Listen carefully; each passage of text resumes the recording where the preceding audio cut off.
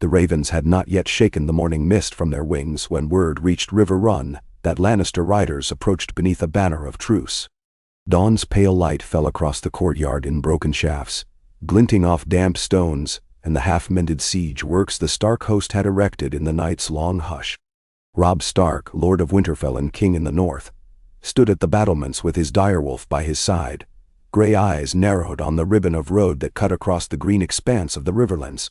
Grey Wind's shaggy hackles trembled at the scent of unfamiliar horses, and Robb's own unease knotted behind his ribs. Yet he did not move to summon his captains. This was expected, and long in the planning. The choice had been laid before him like a headsman's sword. Continue the war, and watch the North bleed to the bone, or seize the scant hope his mother had pried from Lannister arrogance during her captive son's exchange. Jaime was still Robb's prize, bound in Riverrun's deepest cellars, yet even that golden lion had begun to lose his luster. Hostages grow stale with every moon that passes. Sooner or later, their worth rusts to nothing. And so Robb had agreed, though scarcely anyone believed he would see it through, least of all Robb himself. Beside him, Catelyn Stark adjusted her shawl against the chill. Grief and fear had scored new lines around her mouth, yet her gaze clung to the distant riders with iron steadiness. She had always sensed when steel could only reap sorrow, when the surest path to victory lay not in clamor, but in quiet accord. Robb had come to heed that instinct, even when the voice of his bannerman thundered against it. Lord Tywin sends his whelp. Sir Brynden had grumbled when the herald's parchment arrived 3 days ago. Better to hang the lad and be done with it. But Catelyn had pressed her son's hand. "Make peace while you still can," she whispered. "For Ned's sake, and for Sansa's." Ned Stark's ghost seemed to linger everywhere in Riverrun's halls, in the murmur of the weirwood leaves, in the hush that settled whenever his name was spoken. Robb bore it like a cloak of ice, the weight at once comforting and crushing. He could not fail.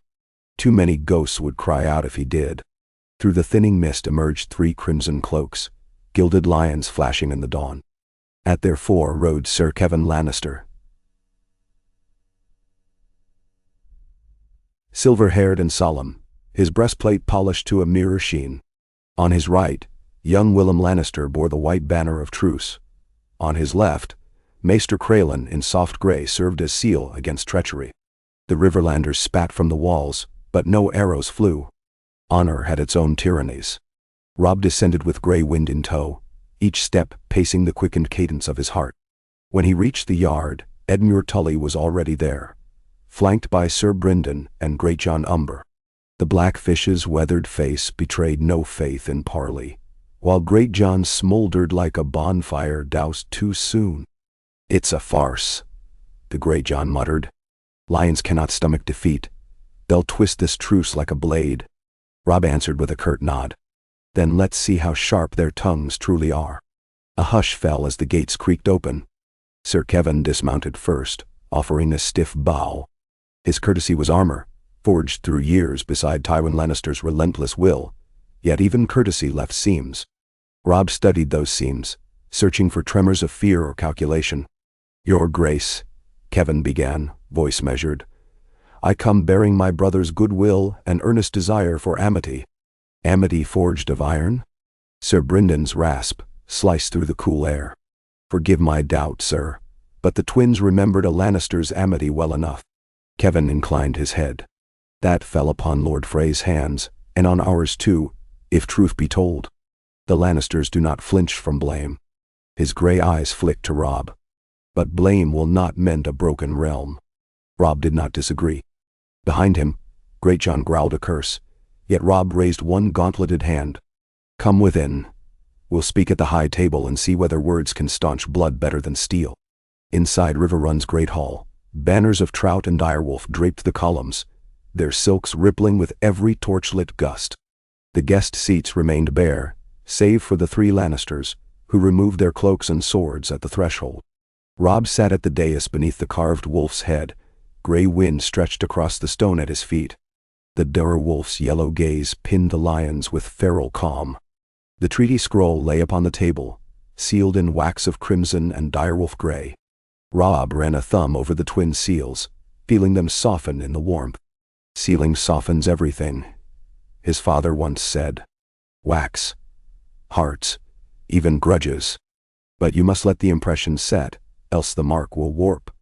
Kevin lifted his eyes. Your Grace proposes a peace to last not merely until convenience wanes, but through the next generation. Robb answered simply, our peoples will gain nothing by slaughtering each other into memory. Words suited to a maester's quill, Greatjon grumbled. But the lions ripped out the North's heart at Winterfell, and no parchment can stitch it back.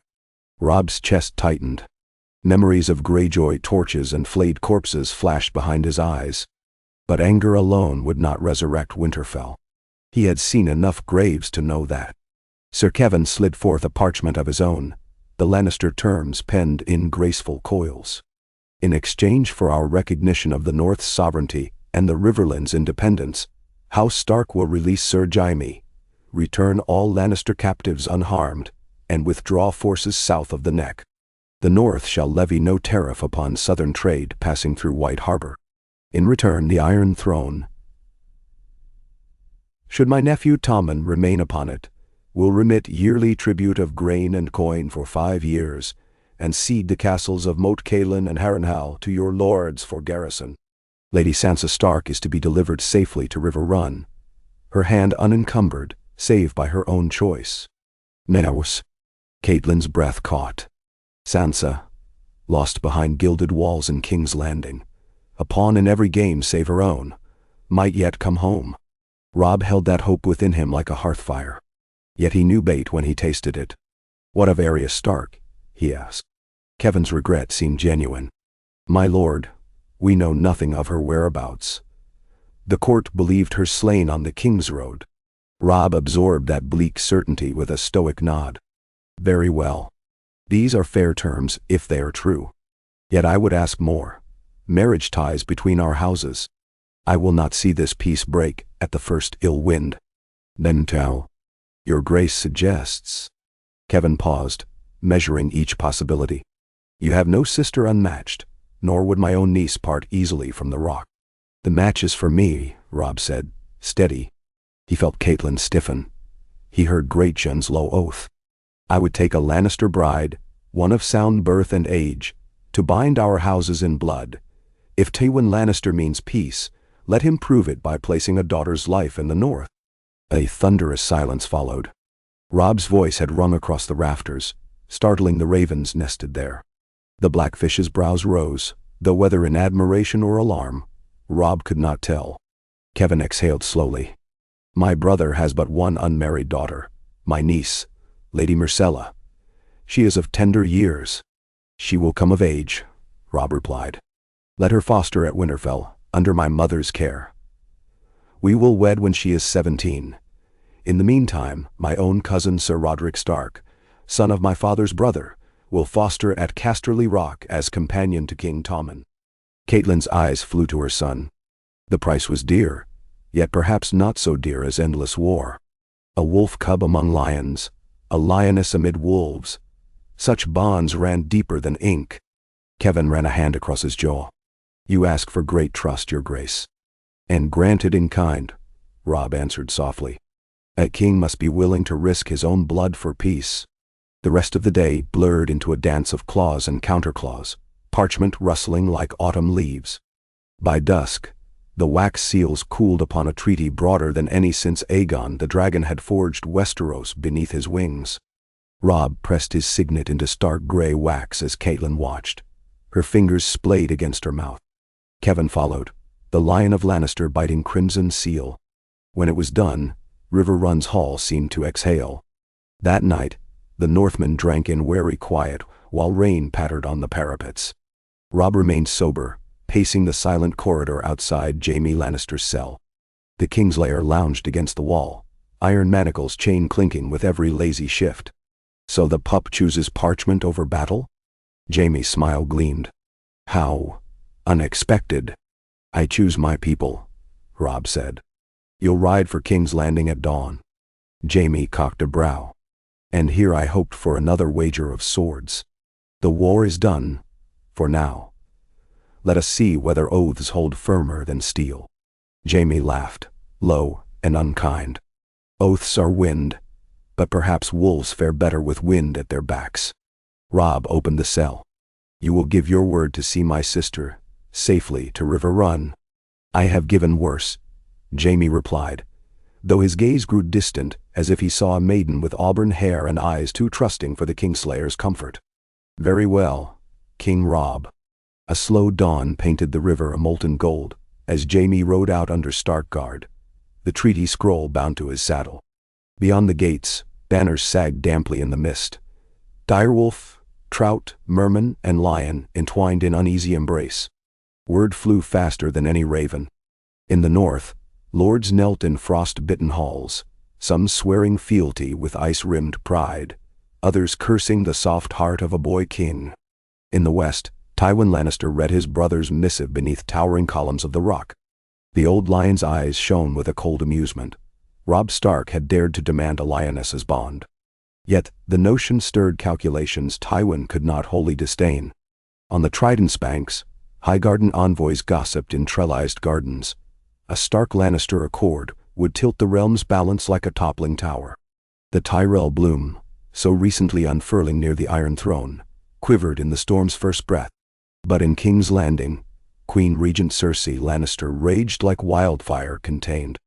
The thought of her daughter bound to the wolf that had mauled the realm drove her near madness. She tore the treaty from Jaime's hands, yet Jaime merely watched, lips curved in faint smile, as if dismantling her fury lent him strange delight.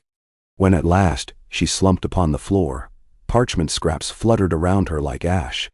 "You cannot refuse," he told her. "Tommen's throne rests on a sword edge. The North's wrath is not yet spent. Better a wolf in our den than 1,000 at our door." Cersei's reply was a hiss.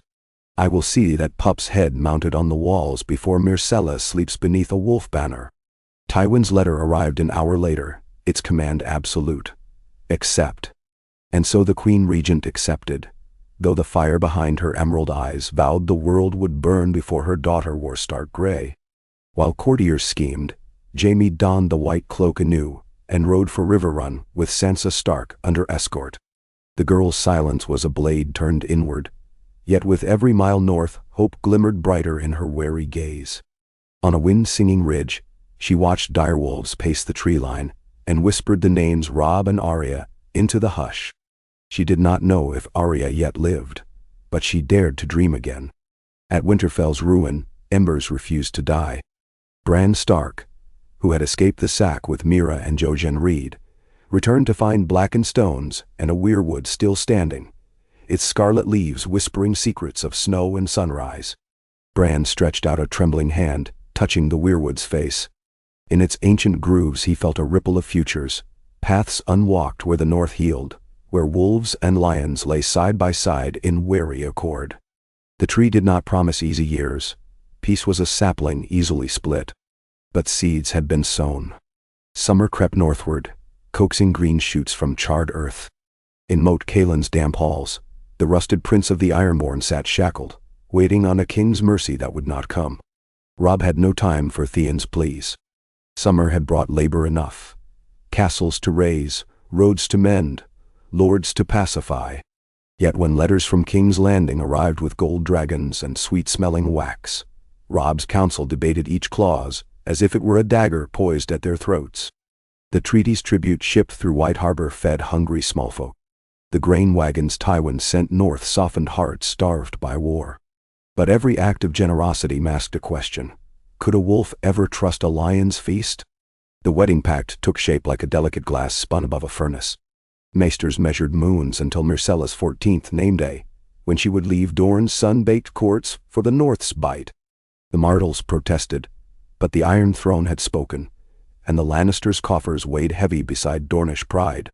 Myrcella wrote her future lord a letter scented with orange blossoms, shy words penned by a quill trembling with fear, or perhaps with wonder at a world beyond the Red Keep.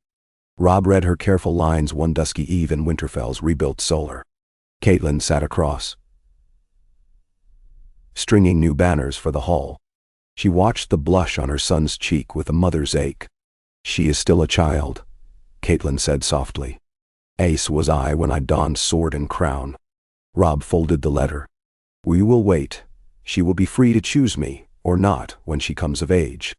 And if she does not, then the oath stands as friendship, Robb replied, though part of him feared a friendship's vows might fracture faster than marriage ties. Yet he would not force a maiden's hand. The North kept its honor that way. Autumn fell crisp and bright. Ravens croaked across blue skies, their wings carrying tidings of lesser wars, the Greyjoys raiding the arbor, the Stormlands clashing with Dornish outriders. Yet the great war between wolf and lion slept beneath its treaty, dreaming uneasy dreams. At Riverrun, Sansa Stark paced moonlit battlements, her hair a copper flame. Beside her walked Ser Jaime, now gaunt from months of captivity yet more thoughtful than the brash knight she once knew.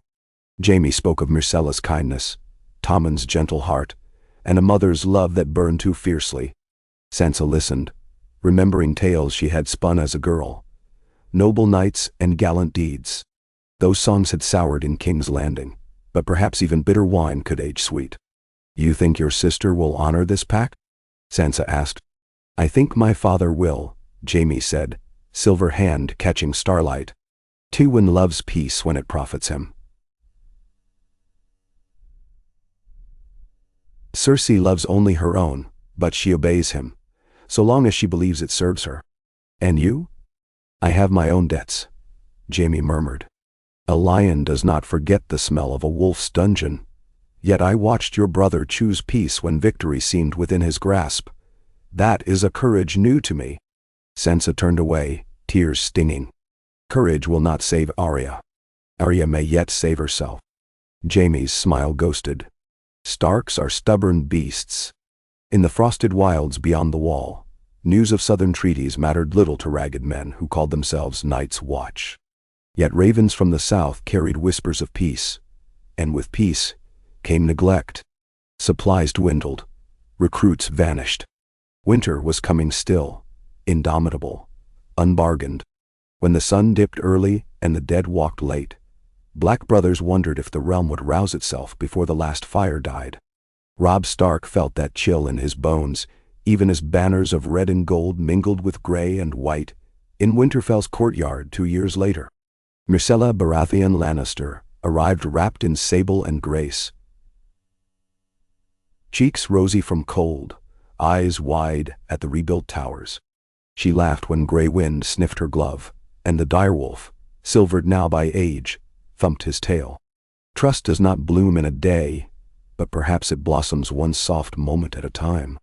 They walked the Godswood together, Myrcella's arm brushing Robb's. Birch leaves spiraled down around them like confetti of rust and gold. I feared the north would be all stone and wind, she confessed. Yet it feels alive. It is, Robb said, lifting a hand to the weirwood scarlet canopy. The old gods linger here. I was taught to fear them, but I think they watch kindly. Her smile gentled. I will try to please them. That night, fires roared in the great hall, while northern lords eyed the lioness who might soon wear a wolf's crown. Some grumbled, others drank, but few denied the quiet awe, as Myrcella greeted each with courtesy learned, not at court, but from scrolls she had studied for this day. Memorizing names and sigils by candlelight, she bowed to the great John, praised his late wife's embroidery. She asked Lady Meg Mormont of Bear Island about sea wolves. She thanked the Blackfish for his victories along the Red Fork. In the high seat, Catelyn watched hope kindle like a taper. Yet, hope is fragile as glass. Hard on Autumn's heels rode a raven from Casterly Rock, bearing news that Tywin Lannister was dead of a sudden chill. The lion's roar had fallen silent, and with it came chaos. King's Landing erupted as factions gnawed at the throne. Cersei seized her father's chambers, locking out counselors until their knocking turned from protest to pleading. The Iron Bank of Bravos, having loaned Tywin vast sums to fund tributes north, demanded repayment from a court already sinking in debt. Stormlords sniffed weakness. Tyrell envoys clashed with Lannister guards, and ships from the free cities brought whispers of a dragon queen across the narrow sea. Robb's peace held by a thread. Bannermen clamored for war again, convinced the lion cubs would default on every promise now that their sire lay in stone. But Myrcella stood before the Northern Council, slender as a reed yet unbowed. "My brother Tommen is lord of 7 kingdoms, but he is young," she said. "If the realm tears at itself, Lannister and Stark alike will drown. Let me write to him. Let me guide him." She glanced at Robb, eyes bright. "I know his heart." Catelyn saw Ned's stubborn honor in that gaze and felt tears sting. The hall quieted. Robb laid a hand atop Myrcella's. "Right then. And I will ride south, not with swords unsheathed, but with lords sworn to keep the peace. Let them see a wolf king standing beside a lioness. Perhaps example can do what decree cannot." Greyjohn scoffed. "Example never stopped a sword swing." "Then let example draw it back," Robb answered. They departed before winter's first true snow. Robb rode at the head of 500 picked men, Northmen, Riverlords, and a dozen Lannister knights, sworn to Myrcella's honor. Grey Wind loped beside, his breath misting in the icy air. Catelyn watched them vanish beyond the gates, her prayers trailing behind like banners. On the King's Road, they passed burned villages where small folk huddled against cold and rumor. They passed sellswords who bowed to the king's banners, then scurried toward safer shadows. They passed wagons bearing refugees who gaped at the sight of a Lannister princess riding beneath a direwolf standard.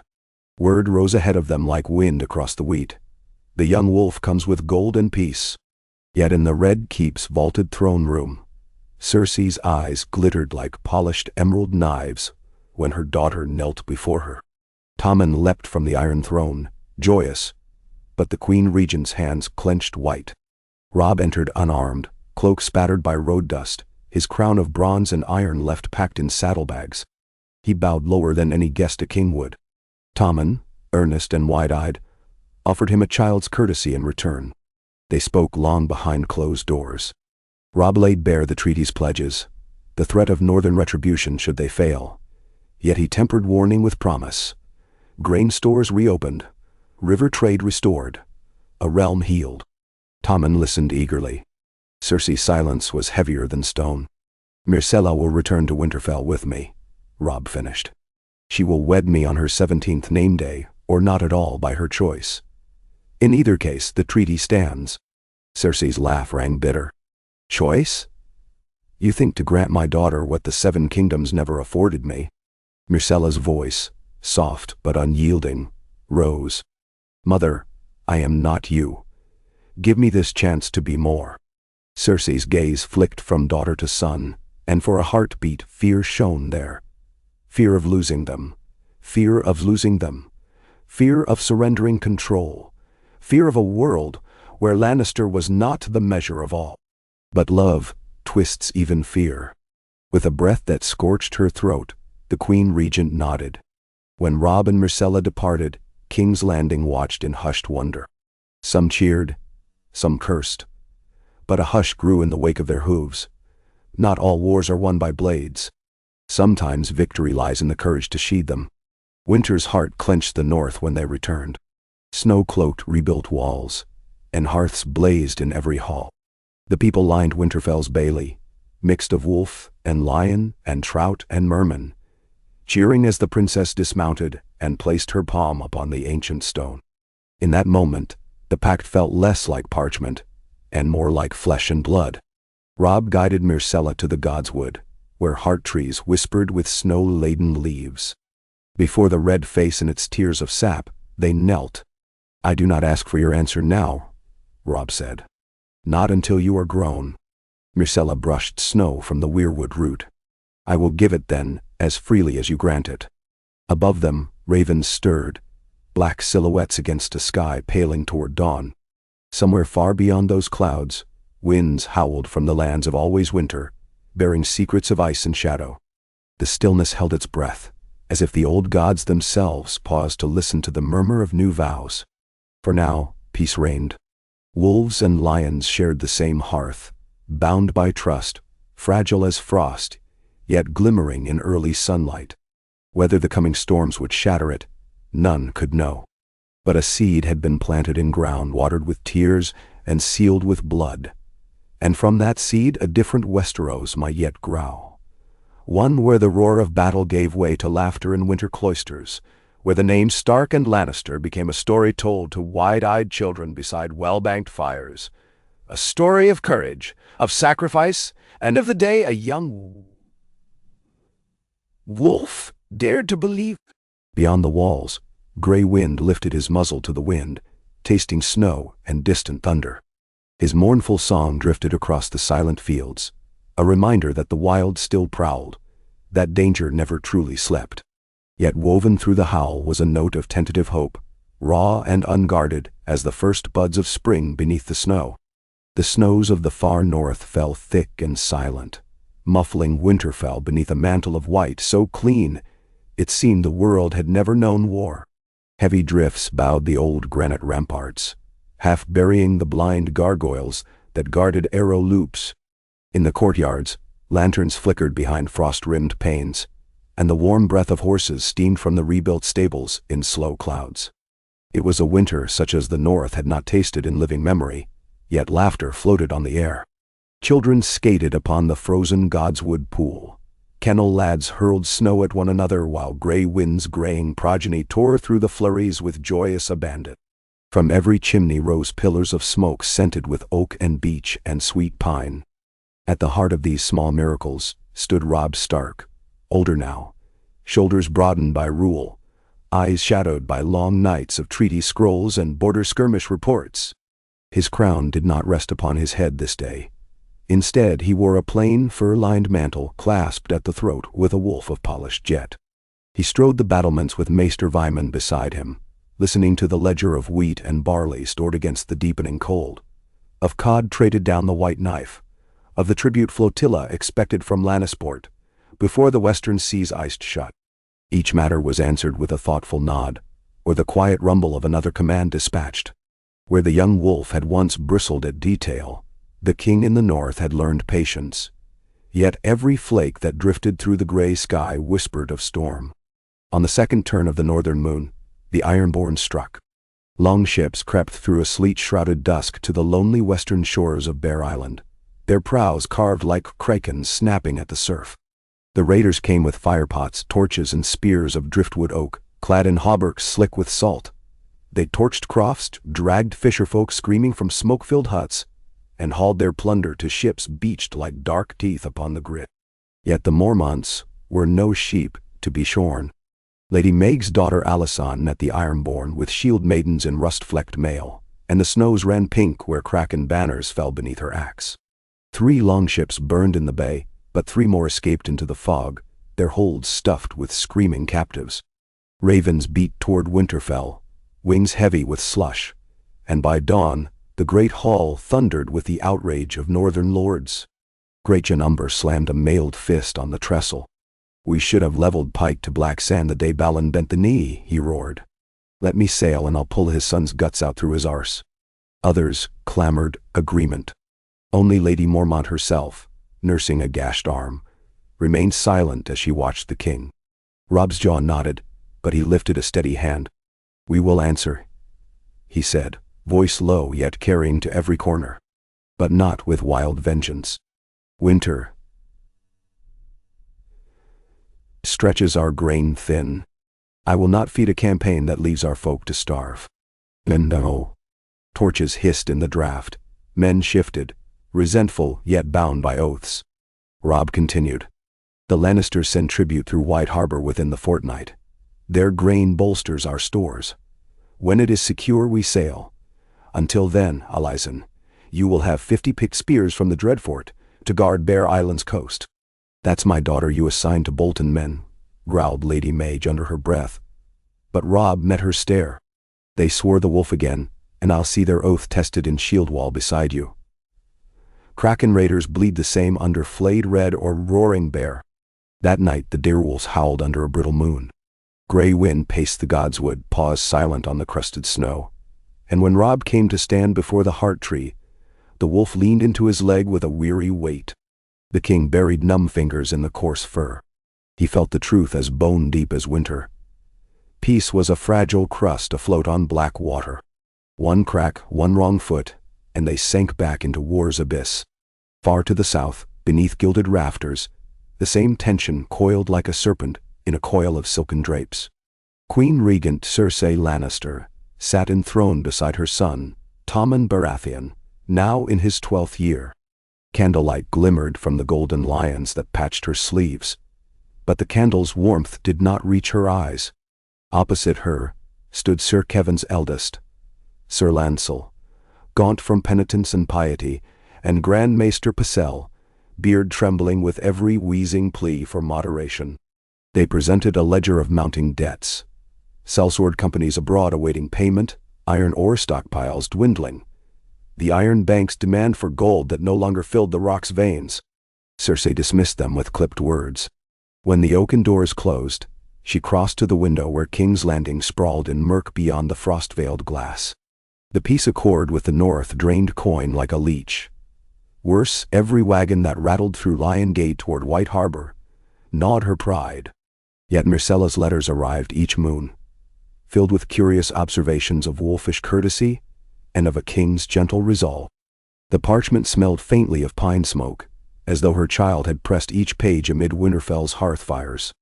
Cersei would trace the words until ink blurred beneath her tears, tears she scoured away before any soul could spy them. In the Great Sept, candles burnt down to guttered stubs as High Septon Reynold prayed over lingering stormlords, wounded in a clash with Dornish riders along the Prince's Pass. Dorne, too, felt the tremors of Tywin's death. Prince Doran sat at the water gardens, a blanket upon his knees, reading reports of mercenaries gathering in the port of Planky Town. Oberyn's bastard daughters, obscene with their blades and their laughter, whispered of vengeance withheld too long. Across the narrow sea, dragons grew large enough to cast shadows on Meereen's harbors, and ships flying black sails left Volantis laden with sell sails bound north. The world's board was crowded, each piece nudged one square at a time, yet few noticed that the White Walkers had already stepped onto the far edge. Through whirling snow on the Gift, Bran Stark trudged beside Hodor toward a cairn crowned by ancient icicles. Wolves loped around them. Summer and Shaggy Dog and Silent Ghost, the last as pale as blown frost. Bran's crippled legs nestled in a wicker basket strapped to Hodor's wide back, fur robes cocooning his shrunken form. Beneath the skin, Bran tasted the forest's pulse. Sap half-frozen, vole hearts thundering in false spring, a heartbeat deeper still, cold and slow as glaciers grinding. Jojen Reed, feverish in sled furs, spoke of weirwood dreams. The heart trees cried red tears for all that would come, and the arm of Dorne snapped like dry wafers in a hand of ice. That night they sheltered in a watchtower abandoned since the long night's fading. Outside the others passed, glimmering figures limned in witch-blue light, their footfalls silent upon the crusted snow. Their swords chimed faintly. Frost on glass. Bran clenched his teeth, reaching out with every trembling root of the weirwood network. He saw ravens in flight, wolves and bears slumbering beneath snow, and beyond, the shining wall gleaming taller than any castle. Atop it, men in black, huddled oil lamps no match for the frozen dark. When he slipped back into his own skin, shuddering, he knew winter's frontier would not hold. In the shivering dawn, Bran carved a message with stolen charcoal onto cured deer hide, binding it to an arrow. Mira bent her bow and sent it arcing south toward Castle Black, and whatever hope lingered there. Weeks later, in Winterfell's solar, Robb Stark cracked the Night's Watch Raven's cylinder and read the trembling scrawl inked by blind Maester Aemon's shaking hand. Silence overtook him. Then he ordered the council convened. Lords Stark in sable and ash gray gathered, joined by Myrcella in sky-blue velvet trimmed with ermines. She alone carried warmth across her face, though worry smudged violet shadows beneath her eyes. Robb read the letter aloud. Free folk massing at the wall's northern face, led by a one-eyed giant of sorts, white shadows seen beyond. Request for grain and men. Winter pressing hard. A storm of voices erupted. Some scoffed at wildling tales, others cursed to hear the watch failing again. Only Maester Vyman and Lady Mormont's youngest, Lyanna, looked truly afraid. The girl's knuckles whitened around her dirk hilt. The dead walk in old tales, she murmured. and old tales never lie for long. Robb raised a gauntleted hand. My brother speaks from the heart tree, he said. I would wager my life on Bran's warning. Great John's booming laugh cracked the hush. Then wager, lad Dada. March north with your pretty lioness and leave, we men to guard the realm of the living. My place is with my people, Robb answered. He turned to Myrcella. But yours is not in death-haunted woods. Myrcella lifted her chin, gold curls spilling over her fur collar. My place is where I choose, she said firmly. And I choose beside my king. Robb's throat tightened. He had grown to love her quietly, in stolen dawn walks, and chess matches by roaring hearths. He loved her for the way she knelt in the snow to feed a frost-nipped pup, and for how she studied maps of the north until she could name every crofter's village. But he would not feed her to winter. Myrcella, I will not risk, nor will I allow the realm to dangle without queen or court, she countered. Your bannerman's loyalty is stronger for seeing lion and wolf together. If you march, I ride at your side. Catelyn Stark, pale from fever, caught nursing winter sickbeds, spoke at last. Then take your vows, before gods and men, and bind your bannermen with a love they cannot disavow. A hush deepened until even the torches seemed to still. Robb felt the room's weight. Every oathbreaker at the twins, every bolt loosened at the red wedding, every ghost that whispered betrayal in the dark. To wed was to gamble his heart on trust again. Yet when he met Myrcella's steady amber gaze, the fear ebbed beneath a tide of hope. They wed the next dawn, beneath the great heart tree, whose red leaves rattled like dried parchment in the windless air. The old gods hovered unseen, and from the sept within the walls came the faint song of the new. Maester Vyman bound their wrists with cloth white as first frost while gray wind circled, muzzle lifted in solemn approval. Myrcella's mittens brushed Robb's knuckles, and when the cloth was loosed, she rested her hand in his as though it had always belonged there. Feasting that night filled Winterfell's halls to bursting. Lords howled drinking songs, wives danced with sellswords, and children tumbled underfoot. The king and his bride slipped away only when the eastern sky paled to pewter. They spent what remained of the night in the solar's quiet glow. Heads bent over campaign maps. There on the wolf and lion-adorned parchment, they charted a different kind of march. Swift, light companies moving up the King's Road to Castle Black, grain wagons behind, fleet messengers ahead. They would bring steel and fire to the wall, not merely for honor, but because if the wall fell, a united realm was the realm's only prayer. 2 days later, ravens leapt north from Winterfell's rookery, bound for King's Landing, Pike, White Harbor, Old Town, Gulltown. Each bore a sealed letter penned in Robb's own hand. The dead gather. Hold your quarrels. Send men and stores or forfeit any claim to life after winter. Some birds were loosed from Maester Vyman's hands dead already, their talons stained black with freezing ink. Yet the sky seemed a little cleaner for their flight. Down in King's Landing, the letter found Cersei Lannister in the maiden vault, reading Myrcella's last delicate script. She tore open Robb's seal and scanned the words once, twice. Her lips twisted. Another Stark fancy.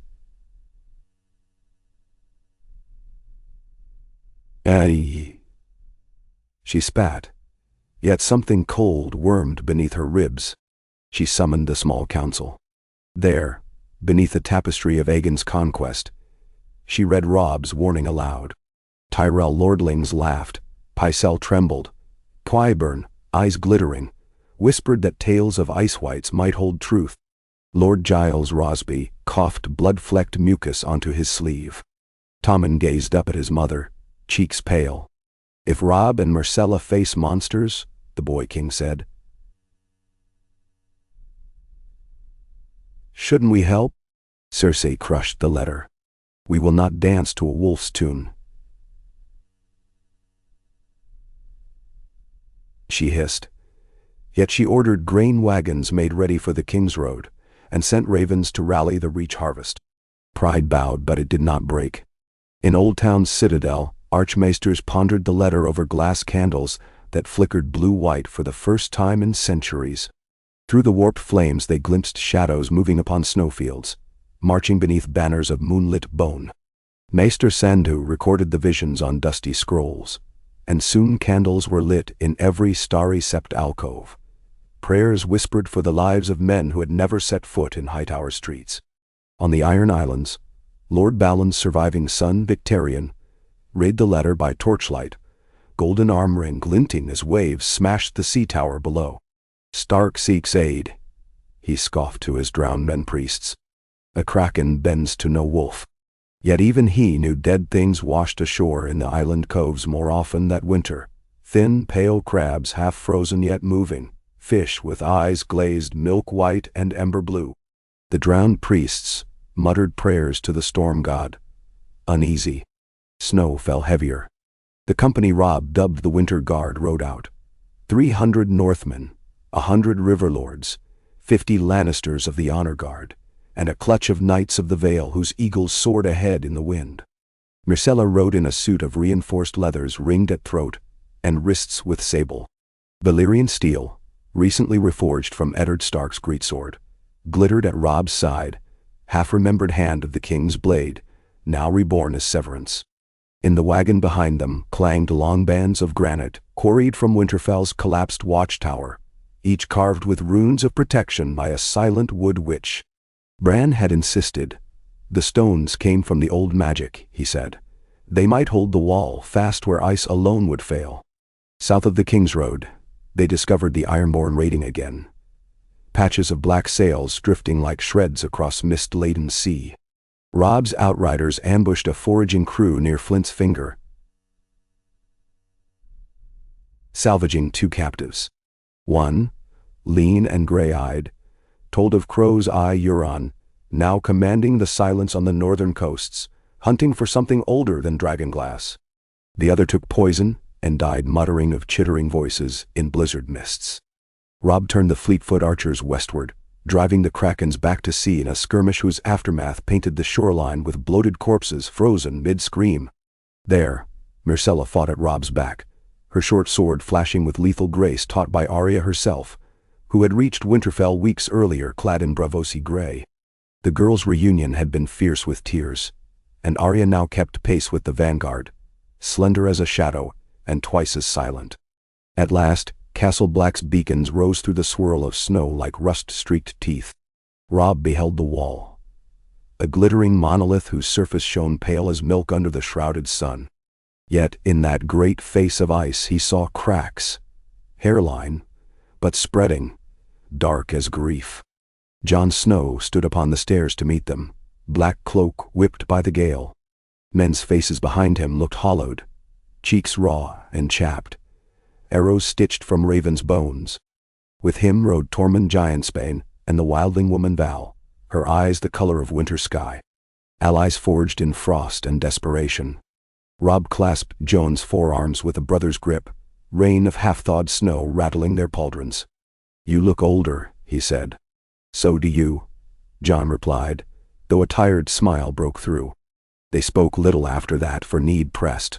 The Winter Guard unpacked wagons of blackened obsidian arrowheads, bronze-bound drums of lamp oil, timber beams for the walls, failing winch houses. Bran's stones were hauled on sleds, dragged by oxen whose breath smoked like furnace haze.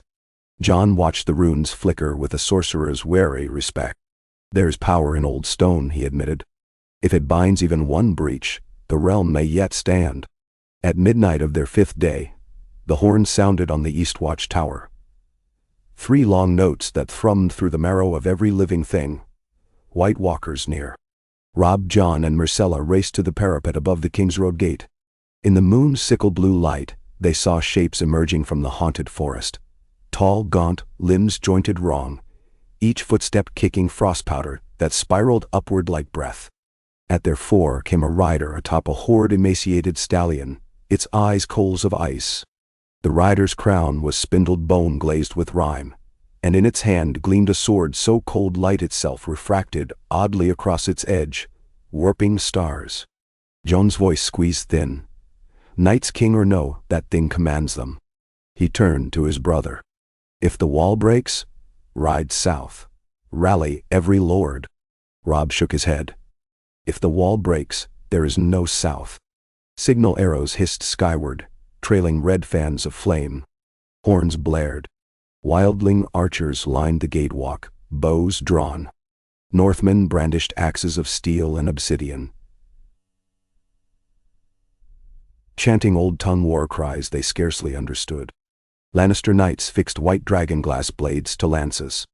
Behind them, Myrcella mounted a rampart ballista, steady hands cranking winch gears until tendon popped in her wrist. Arya ghosted up beside her with a quiver of black-flamed bolts. The Night's King, if that name still meant aught, raised its sword. Sound fell away, as though the world gulped breath. Then the horde charged, and the long night began anew. They came like a living blizzard. Stepping where they passed, left spider-crackled frost crawling across stone. Arrows shattered or skittered away.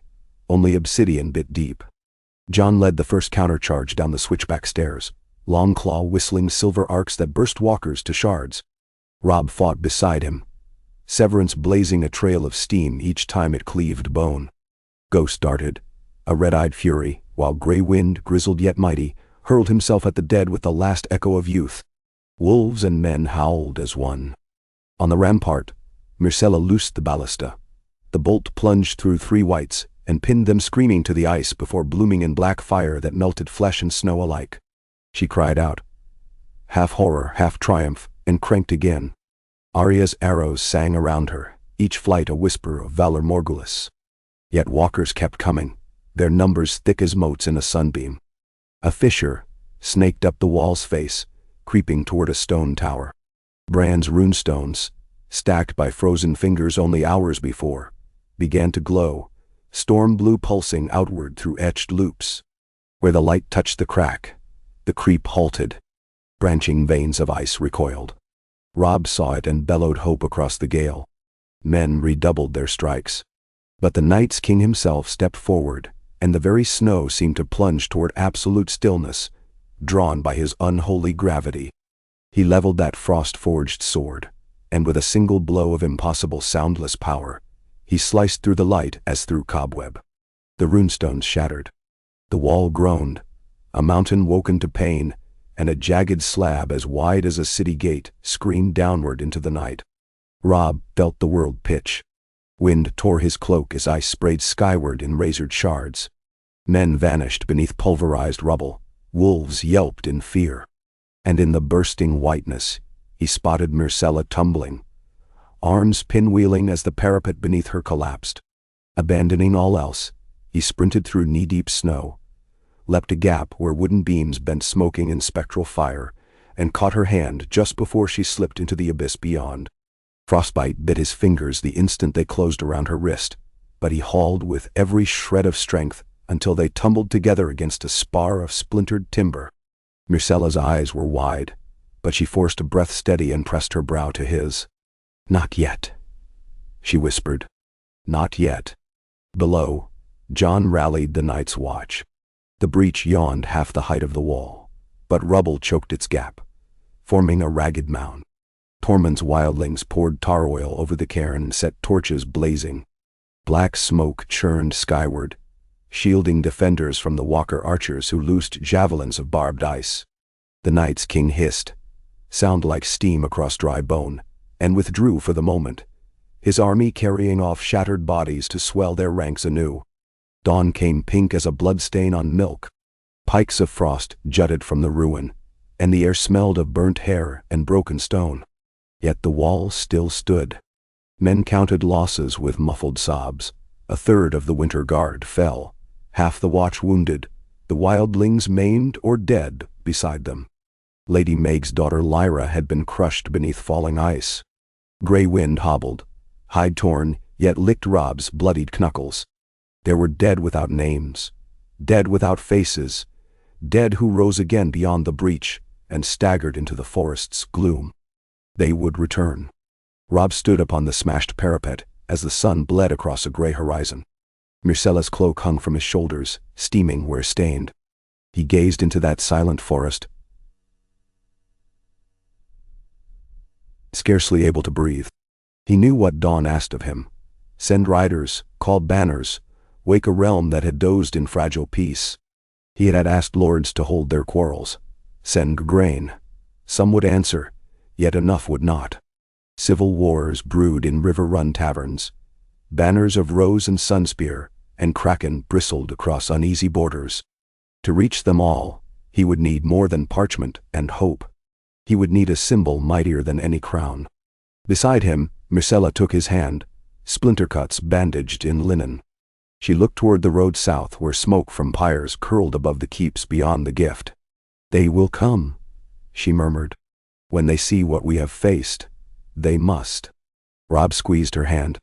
And if they do not, then we stand, you and I, until all the world remembers what it means to be human in the face of death.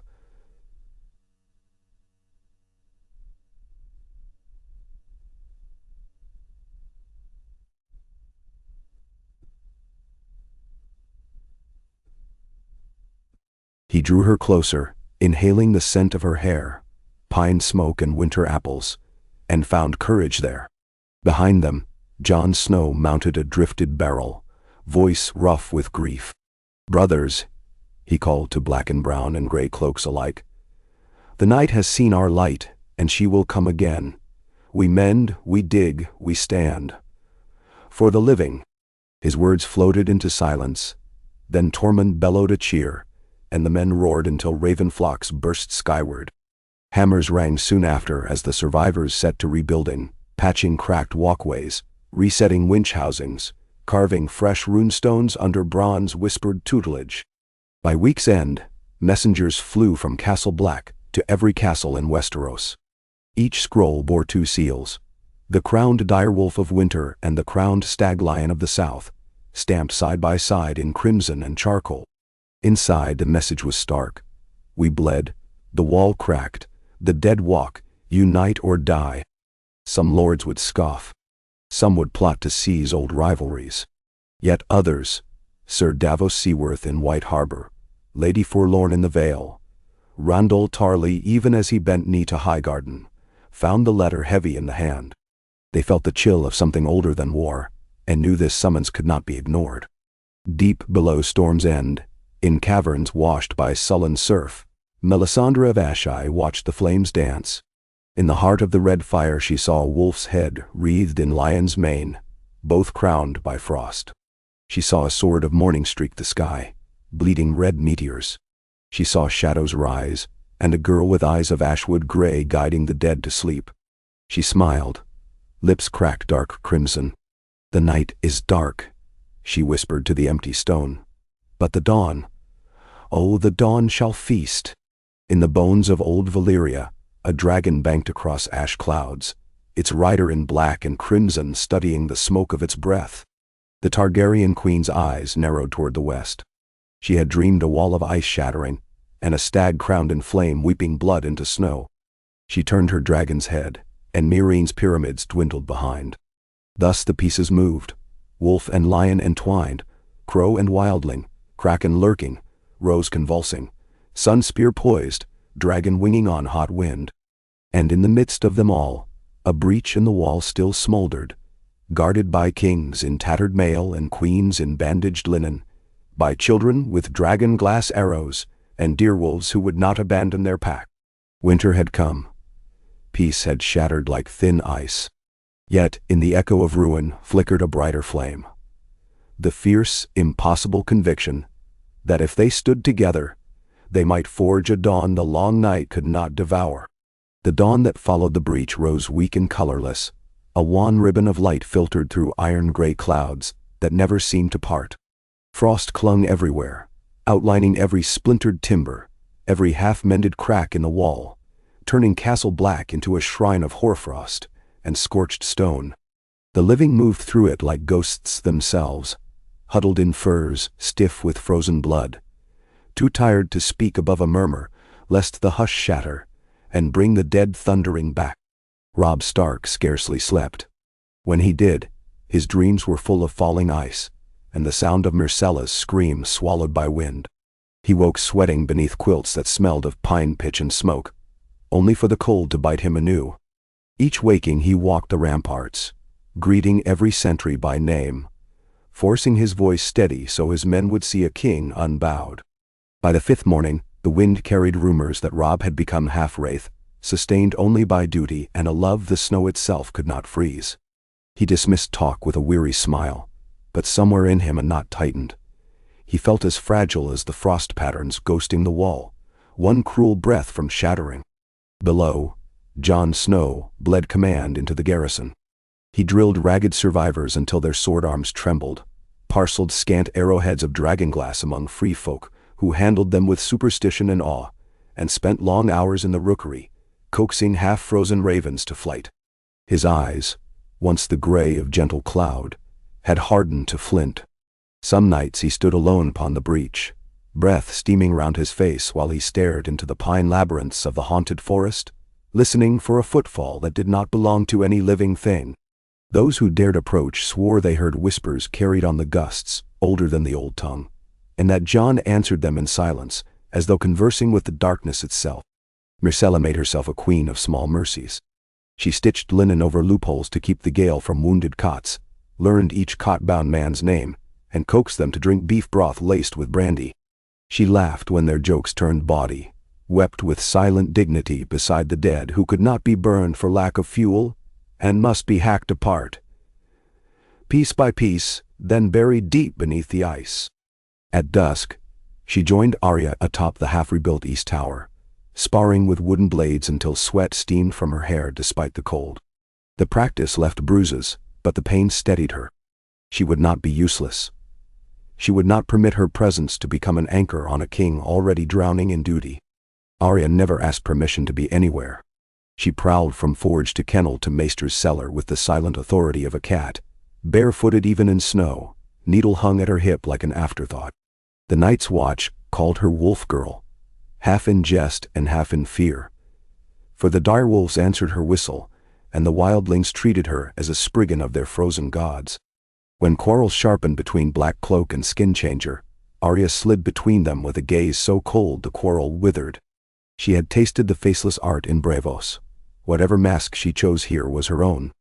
Bran lay far behind them in a chamber of black oak rafters, limbs shriveled beneath quilts, skin translucent as candle wax.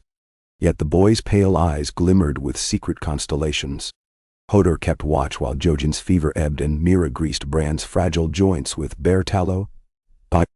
Some nights Bran's breathing slowed until he seemed to drift beyond life, and then summer would rise, nostrils flaring, and Bran's soul slipped into the dire wolf's body to hunt the ghostly edge of the then valleys. On those nights, Bran tasted carrion wind and heard the gathering drum of countless unliving feet. Each time he returned trembling, heart juddering, and whispered new warnings into parchment that smelled of wolf fur and sap. The ravens carried those warnings south, though Bran doubted many lords would heed words scrawled in a child's shaky hand. At Riverrun, the Blackfish read one such letter, beside a roaring hearth. He sucked air through his teeth, remembering cracks in the frost on the trident each high winter of his youth. None had seemed so ominous as Bran's jagged lines predicting rivers turned to glass beneath the tread of pale giants. He rode an hour later, cloak snapping behind him, bound for White Harbor. His escort numbered 20 veterans, each scarred in Robb's wars. In their midst flew the silvery trout banner, and on every mile of the King's Road peasants knelt by ditches and prayed they were not too late. Further south, Lord Garland Tyrell paced the rose-scented vaults of Highgarden, arguing with his mother while ravens croaked on the balcony rail. Margaery had ruled as consort just long enough to taste power. Widowhood curdled that taste to vinegar. She wished to march her own host north and raise a banner bright enough to eclipse Lannister gold, Tyrell green and Baratheon black all at once, to make herself savior of a realm gone faithless. Garland cautioned restraint. Harvests were late, and every man sent north might starve 10 waiting children. Lady Olenna, frail in years but sharp as serpent's tooth, silenced them both with a tap of her cane. "Supply first," she said. "Heroes cannot eat empty assertions." 10 cogs set sail from Old Oak, holds brimming with grain and iron-shod tools, escorted by Brightwater knights whose flowered surcoats rustled like gardens in the salt wind. In Sunspear, Arianne Martell traced her fingers across a map stained by tears of red wine. She drank steady, calculating friend from foe. The Lannisters had stolen her would-be queenly fate, but the war that loomed above the wall dwarfed petty vengeance. She penned a letter to Winterfell promising sandsteeds and Dornish spearwives, then sealed it with the Martell sun and spear in gold wax. When her father objected, too many southern lives lost to winter's bite, Arianne merely smiled. If lions and wolves can lie in one bed, she said, why should sun and snow not share a dawn? On the Isles of Pike, the drowned priests flinched fishmen sedated by cold, seeking auguries in the pale flesh of unnatural things. Victorian Greyjoy stood before his war table, hands clenching the ivory hilt of his axe. He wished to take the silence of these creatures and turn it south, letting Kraken sails reap across supply fleets bound for Stark ports. But Euron's messages arrived on black sails. Hold, wait, watch. The Crow's Eye cherished chaos, and the Night's King promised more chaos than 1,000 capes of storms. Victorian's knuckles cracked. Waiting felt like rot. The next assault on the wall came without warning, as twilight bled into the longest night of the year. The forest swallowed the sunset. Sudden stillness pressed against every ear like a hand. Dogs whined. Lamp flames shrank. Even the wind held its breath. Joan's voice rasped orders, torches doused, men to stations, silence. And for a heartbeat, Castle Black itself seemed to vanish, each soul indistinguishable from shadow. Out of that hush stepped the first of the silent dead, pale children in tattered skins, their small faces unmarked by decay yet robbed of every spark. They waddled through moonlight, eyes luminous blue, clutching shards of ice as if they were dolls. A ripple of pity convulsed the defenders. The children halted halfway to the breach. Their leader, no taller than a boy of 5, opened a mouth frozen in perpetual scream, and from that silent gape poured a blizzard. It roared in one instant, blanketing the ground, turning men to silhouettes flailing in drifts waist deep. Within the white fire's swirl, tall shapes strode, iron-hard ice swirling from blades honed fine enough to force air itself to bleed. The Night's King advanced behind them, crowned helm blinding in the moon. The lion bent. Wildlings tumbled from the parapets, eyes rhymed solid. Torment's booming war cry splintered as snow crusted his beard to white stone. Jon leapt to his side, long claw carving light out of snow, and where Valyrian steel met ice, the air shrieked like tortured glass. Robb rallied the second rank, pressing with round shields crudely riveted with dragonglass chips, each shield bash bursting whites like musty gourds. But the walkers did not break. One thrust a spear of pure frost clean through Great Jon Umber's chest. As the walker pulled free, the spear cracked and remade itself, its tip dripping water that refroze midair. From the tower's peak, Bran reached outward in panic, and felt the weirwood's answer. Their roots, buried deep under centuries of snow and black earth, pulsed with a heat older than fire. He tugged that warmth like a child dragging a blanket, and thrust it up through stone and ice.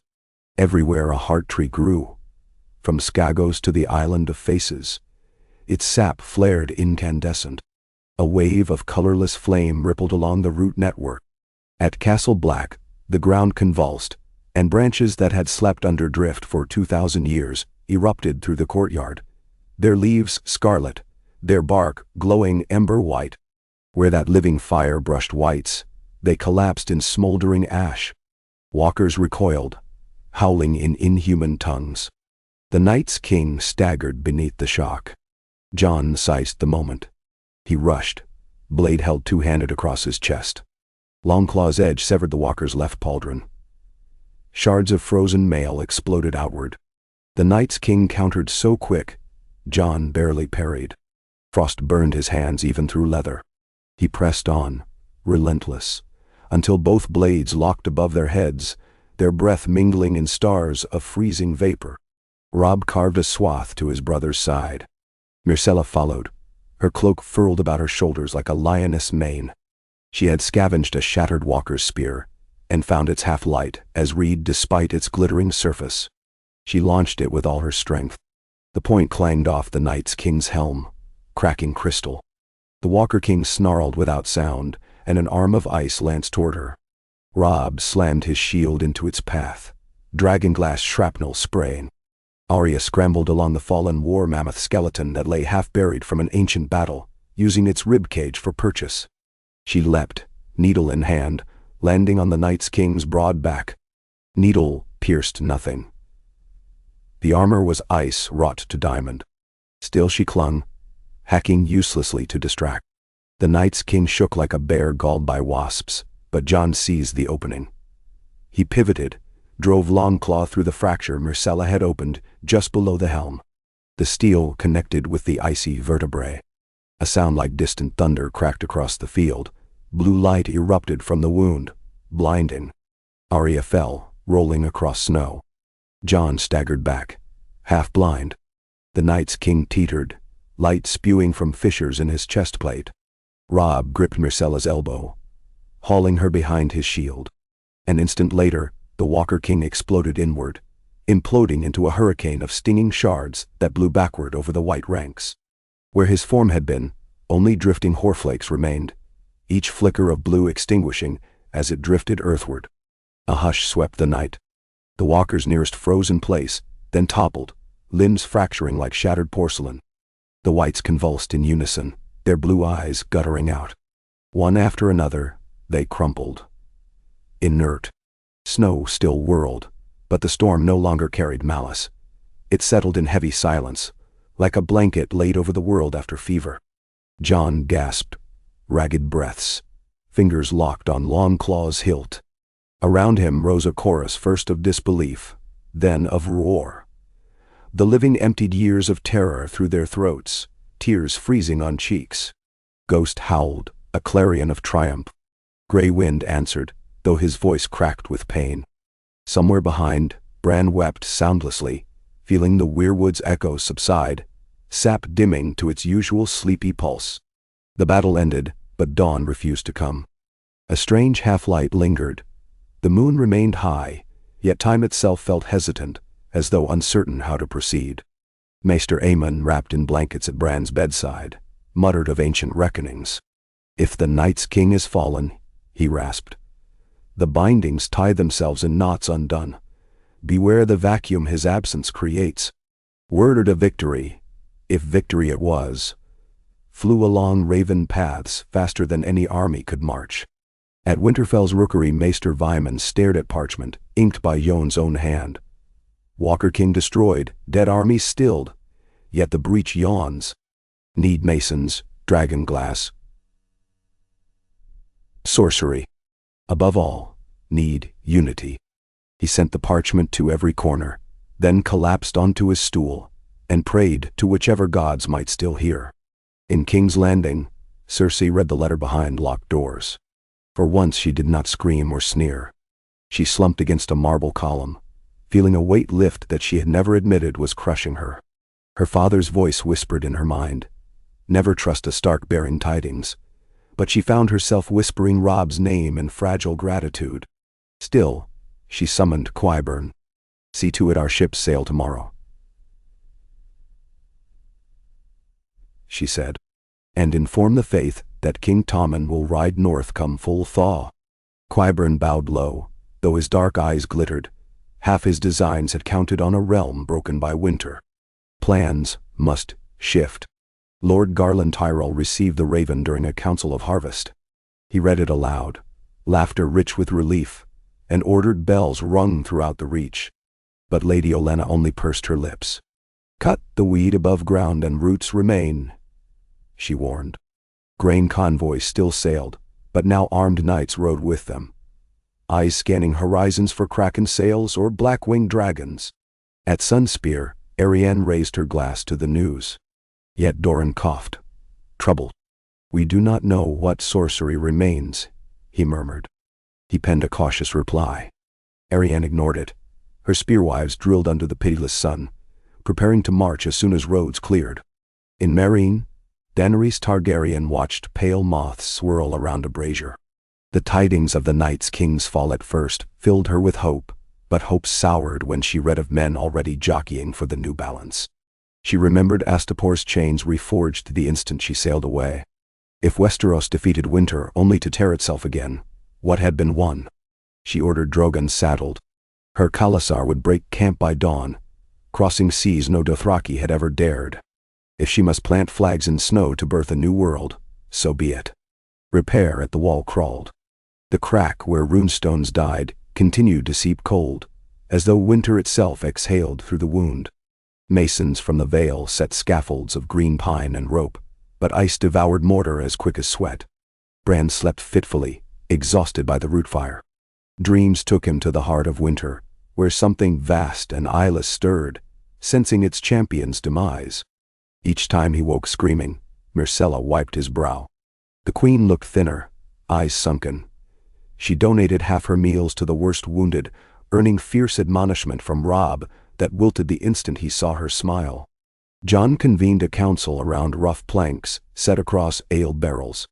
Wildling chieftains sat shoulder to shoulder with knights whose grandfathers had hunted their kin. Gilly poured watered wine while Styr's son, scar-jawed and uncertain, traced maps with a sooty finger. They argued new outposts deeper in the forest, watchfires linked by raven coats, caches of dragonglass buried at every waypost. Tormund slammed his mead horn down. "Fix is fine," he grunted, "but reckon you're patching a skull while the heart bleeds. We need strike south of the true ice, crack whatever womb births those pale bastards." Eyes turned to Bran, who shivered.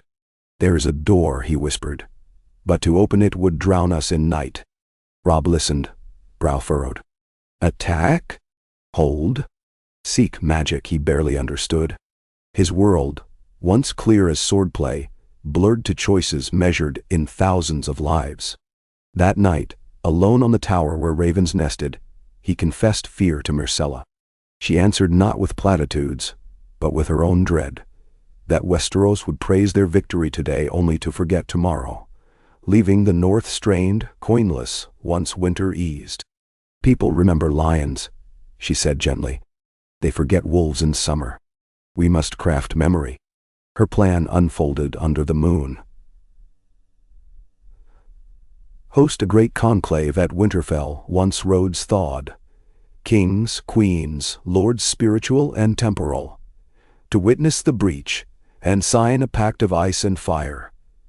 A binding that none could repudiate without damning themselves before gods new and old. "A page in every maester's book," she finished, voice hoarse. "A song on every minstrel's tongue." Robb kissed her fingers. He saw Ned Stark's dream of honest justice shining in her gold-flecked eyes, and for the first time since the wall cracked, he allowed hope to fill his lungs. "Then we will summon them," he said, "and if they will not come, we ride south and haul them north by the scruff." Mere weeks later, the first guests arrived. The Blackfish's escort, Sir Davos bearing Lady Lyanna Mormont's scrawled pledge of every Bear Island ship, Lord Royce from the Vale, even a Tyrell cousin too minor to threaten roses, but rich enough in honeyed words to flatter any room. They scattered through Winterfell's drafty halls, marveling at the direwolves pacing corridors like lordly hounds. Yet many southern courtiers blanched at the air, at the food, salt pork hard as oak, turnips boiled to grey mash, and at the absence of septs bedecked in stained glass. But Myrcella spoke their language, arranged harps in the hall, and coaxed hot wine laced with cinnamon to simmer for their cups. She gifted sable cloaks, lined with rabbit fur, each embroidered with the sigil of its bearer. The gesture thawed more frost than the hearths. Tyrion Lannister came next, bundled in sealskin that dwarfed his frame. He walked into the great hall leaning on a twisted weirwood cane. Robb stiffened at first sight of the dwarf for whose release he'd once traded Jaime, and with him, half their woes. But Tyrion bowed so deeply his beard brushed rushes. "Some debts," he said, meeting Robb's stare, "are repaid only in person." His eyes, green as deep forest pools and twice as wary, swept to Myrcella. For a heartbeat, the Lioness Queen was only a girl in her uncle's gaze. Tears trembled, but did not fall. Later, Robb found them laughing together beside the Godswood Pond, tossing breadcrumbs to swans that would not come. Both carried shadows heavy as midnight, and for a short while those shadows lifted. More ravens alighted each dawn. Lord Edric Dane promised sand nights. The cranmen sent pouches of rare black peat that burned hot as dragon flame. Even Pike's maester delivered a scroll sealed in pitch. Victorian Greyjoy would dispatch timber and sailors skilled in mending ships from beneath, though his letter spoke of storms looming fierce and certain. Robb read the words thrice, uncertain whether to laugh or dread gifts from a kraken whose nature was to drown. A plan formed. Keep the Ironborn at arm's length. Use their timber but place them under manderly oversight. Myrcella approved. She understood that a chain restrained better with velvet threaded through iron. Yet not all tidings gladdened. Melisandre crossed the snows alone, cloak the color of heart's blood, eyes afire with purpose. She sought the king beneath the weirwood. There she laid her palm flat against the red bark and breathed deep. "I feel it," she announced, voice smoldering. "The great chill recoils but has not died. Its source beats still, deep beyond the curtain of frost." Her hand fell. "You slew its champion. Another shall rise if you do not strike the heart." She proposed a ritual. Royal blood spilled upon dragonsteel, sanctified in fire unquenched by snow, to open a path through ghost ice and end the darkness at its root. Her gaze lingered on Myrcella, who bore Lannister and Baratheon blood both, and on Jon, last heir of Rhaegar, though few believed it. Robb stepped between them, fury and fear twisting his tongue. He dismissed her to the old brewery, posted guards at her door, and ordered no visitor to heed her whispers. That night flames guttered orange against the brewery's cracked panes. Men swore they heard a song like morning rise to the eaves. In King's Landing, Qyburn's ravens warned of this conclave stirring Stark and Lannister together. Cersei's council split. Some urged haste to join and shape its resolutions. Others feared a trap meant to discredit Tommen. Cersei stared long at Myrcella's last letter, ink smudged where snowmelt had touched the parchment. In her daughter's lines she felt courage she both honored and despised. Finally, she issued orders. The royal entourage would depart after the New Year feast, the High Septon beside them, the Kingsguard in full strength. She would ride at Tommen's right hand, though every step north felt like threading herself through a needle she did not control. Far away on a salt-bleached deck, Daenerys watched gulls wheel above silver-green waters. Her fleet was smaller than she dreamed, but fiercer. Unsullied stood straight despite the roll. Dothraki fidgeted but bowed to her will. Dragons circled overhead, wings beating thunder. She stroked Drogon's warm scales and whispered of ice he had not known.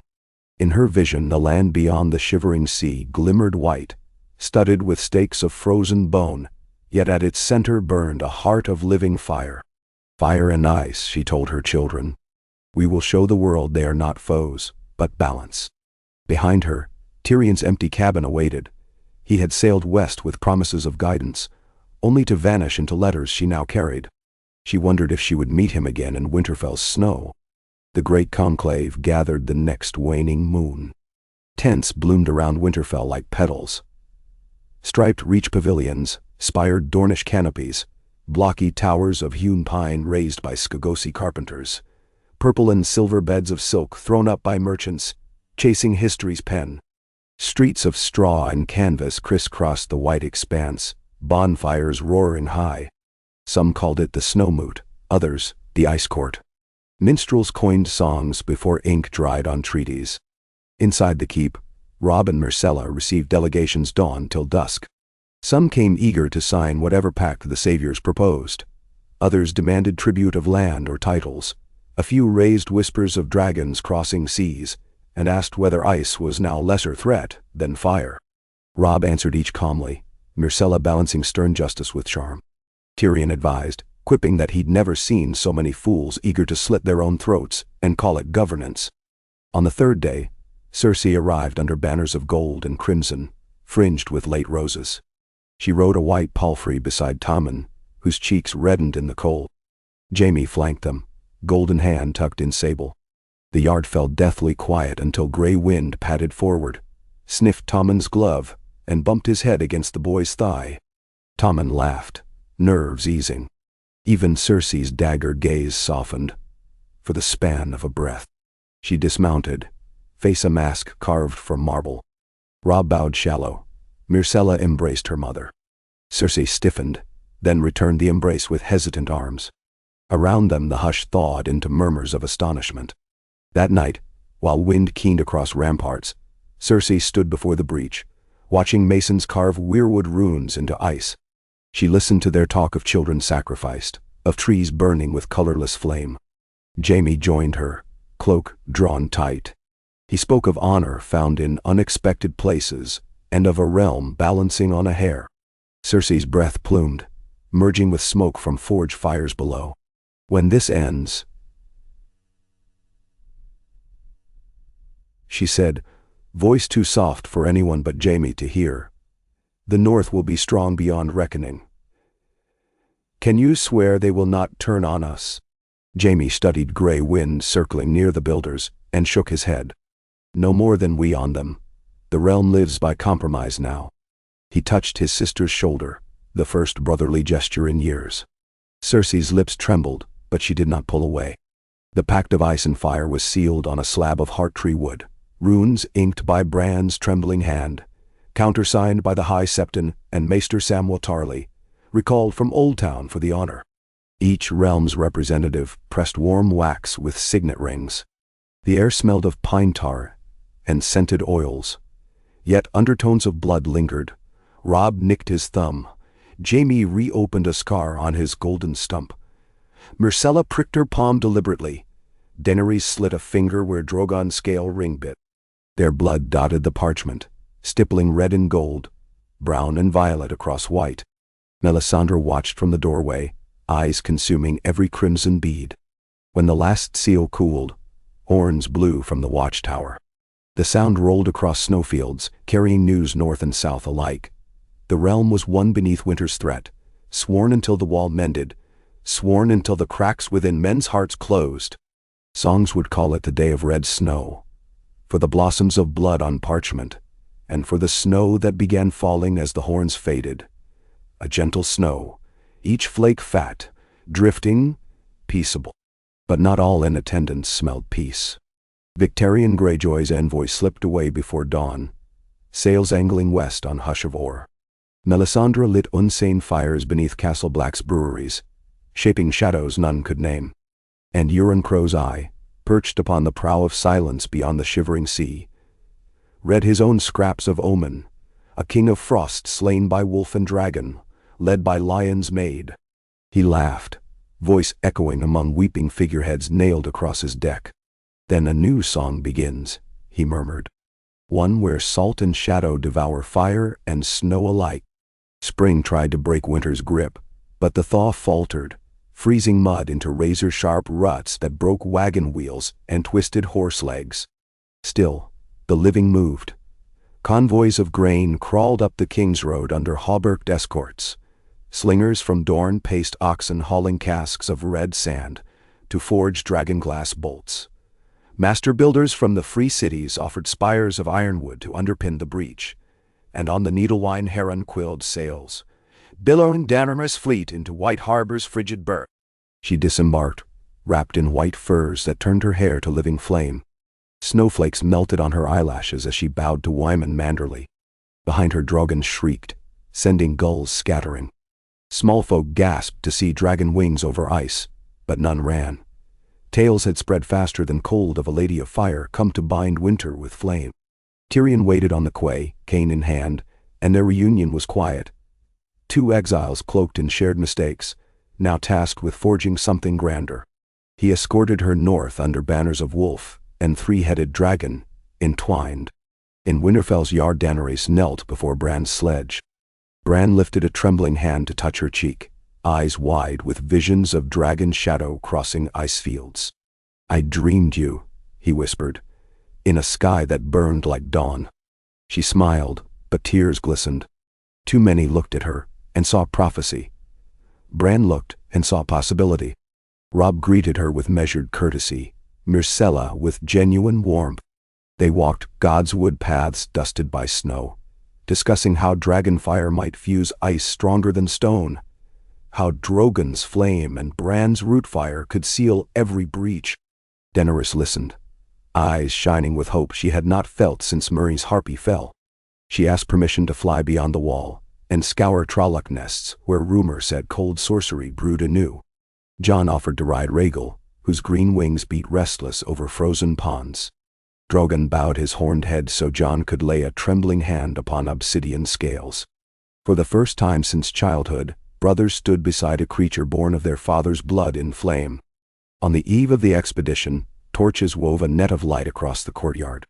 Robb walked with Tyrion to the half-built crypt where Stark kings slumbered.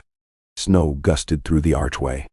Tyrion lit a lantern and gazed at stone effigies, swords on laps, direwolves at feet. "It strikes me," he said, "that every realm's future now hinges on bastards and broken things." He tapped the lantern. A dwarf, a cripple, a bastard prince, a queen without a throne, a wolf who was once a boy. Which means, perhaps, the gods root for underdogs. Robb smiled. Or the gods are dead, and we write the world ourselves. They shared a silence, broken only by distant hammerfalls, repairing ramparts. Outside, Cersei watched snow swirl round gargoyle spires. A goblet of mulled wine trembled in her hand. She hated that this place stirred memories of youth in a realm that felt another lifetime. She hated that she could not hate Myrcella's happiness. In the yard, Tommen played dice with Arya, laughing each time the Stark girl feigned outrage at her loss. Jaime approached, golden hand mirroring lamplight. "He is happy," he said softly. "Let him keep it." Cersei's jaw worked. Then she exhaled, breath fogging. "Perhaps," she whispered. Her fingers unclenched. The goblet fell, wine sinking into a snowdrift like spilled blood. At dawn, dragons leapt skyward, wings beating gales. Rhaegal carried Jon. Drogon bore Daenerys, their combined roar rattling every arrow slit. They crossed the wall above the sealed breach, flame-licking edges of ice. Below, the realm watched specks vanish into endless white. Robb stood beside Myrcella, her hand tight in his, while Bran saw through 1,000 raven eyes, dragons weaving over frozen rivers, golden fire melting fractal cracks, sowing glassy lakes that steam under starlight.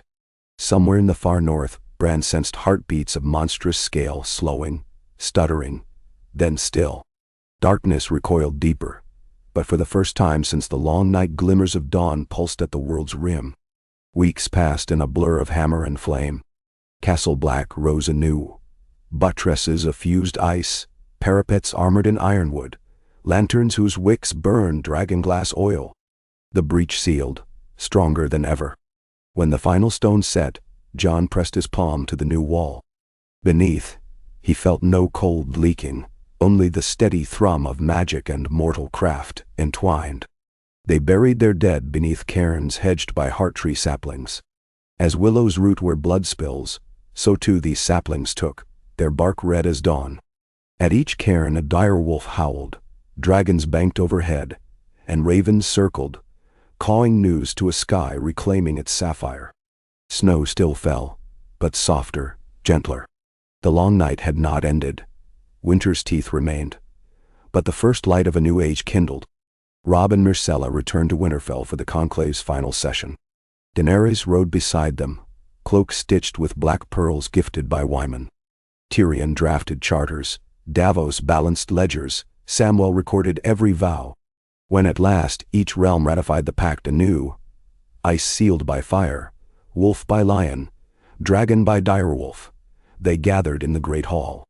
Bran, borne on a litter, raised a cup carved from the stump of the tree that had saved the wall. He spoke words older than the seven, thanking roots and rivers and unseen stars.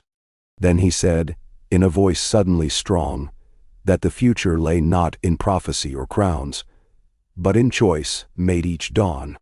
They drank. Horns played. Outside, a ripple of green light unrolled across the night sky. The aurora comes south, shimmering curtains of emerald, framing the dragons who soared in lazy circles, their scales catching glow, until they shone like gods given flesh. Far beyond, deep under a glacier where no root fire reached, a crystal lattice pulsed, dim, cracked, but alive. The night's king's essence, severed but not extinguished, seeped through mother ice.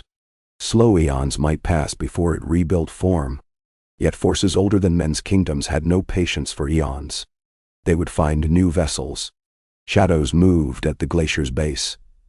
5 slim figures, cloaked, faces hidden, blades carved from red ice.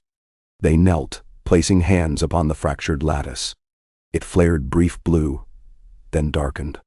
The figures rose, silent as falling snow. Southward lay living lands ripe for harvest. The peace at Winterfell glimmered fragile as hoarfrost under sunrise, beautiful and doomed if neglected.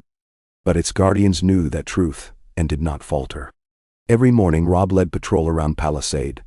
Myrcella taught smallfolk children letters by hearth. Jon sparred giants, now sworn shield brothers. Daenerys drilled dragons, forging fire arcs that melted snow into spring pools. Bran touched ravens' wings, mapping shadows stalking far ice. Each deed was a prayer writ in action. Each breath defied the dark. And so the story became what the singers would one day call the binding of frost and flame. They would sing of a pact inked in blood, of dragons roaring over white fields, of wolves that walked beside lions, of a queen of summer heat holding winter's hand. They would tell how the realm awoke in terror and answered with courage, how men remembered their kinship in the face of something that cared nothing for gold or pride. They would not sing of every argument, every sleepless night, every moment the pact threatened to fracture on suspicion. But those truths endured in living memory, coursing beneath the grand verses, like a deep, slow river feeding fields unseen. Perhaps, years hence, children would skate on the Godswood Pond, squealing when young dragons splashed watery sparks. Perhaps a new night's king would rise and be met by wardens, wiser for what had been won and lost. The weave of seasons promised nothing. What mattered was the choice that had been made and would be made again, to stand together when the dark came knocking. In a quiet hour before dawn, Robb walked the ramparts alone. Snow settled soft on his shoulders. Below, a wolf pup chased flurries round Myrcella's boots, while she laughed, her breath a halo in torch glow. Robb watched, heart swelling with a mix of awe and gratitude too vast for words. He looked north, toward the wall, then south, where storm clouds gathered above a horizon gilded faintly pink. "Whatever comes," he whispered to the hush, "we are ready." The wind answered, gentle, rustling banners whose devices, direwolf quartered with lion, dragon twined with stag, fluttered in newfound harmony. Far overhead the first hawk of spring soared, its shadow passing across the snow like the quill stroke of a scribe, finishing one chapter and pausing, pen poised, on the edge of another yet unwritten. The small hours before sunrise found Robb stark awake in the library tower, quill poised above a half-filled page that refused to grow no matter how long he stared at it. Outside, Winterfell slept beneath an indigo sky veined with pale curtains of aurora. Every now and then, a faint green pulse rippled across the snowfields, and the direwolves answered with a low, wary rumble, as though they sensed some distant engine turning beneath the earth. Robb flexed stiff fingers, willing his thoughts into the letter intended for every holdfast lord who had not yet pledged men to the renewed watch.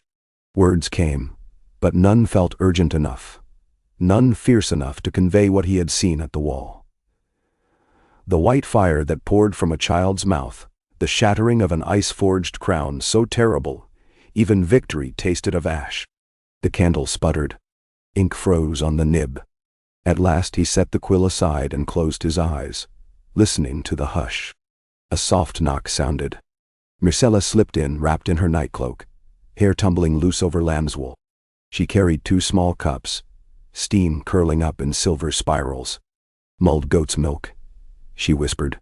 "Maester Sam swears it soothes a restless mind, if not a stubborn king." She set one cup beside him, the other in her own chilled hands.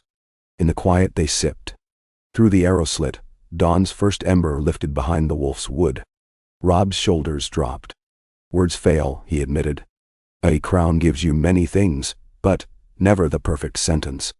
Myrcella smiled, resting her head against his arm. "Then send no sentence. Send the memory. Tell them what the silence sounded like before the walkers charged. Tell them what victory cost. Truth carries further than poetry. He breathed the truth aloud until the candle guttered. The smell of hair singed by frostfire, the feel of Myrcella's wrist slippery in his grasp, as the parapet crumbled, the rattle of dragonglass shards skittering across stone while gray winds' wounded howl climbed the night. Myrcella listened, eyes half closed.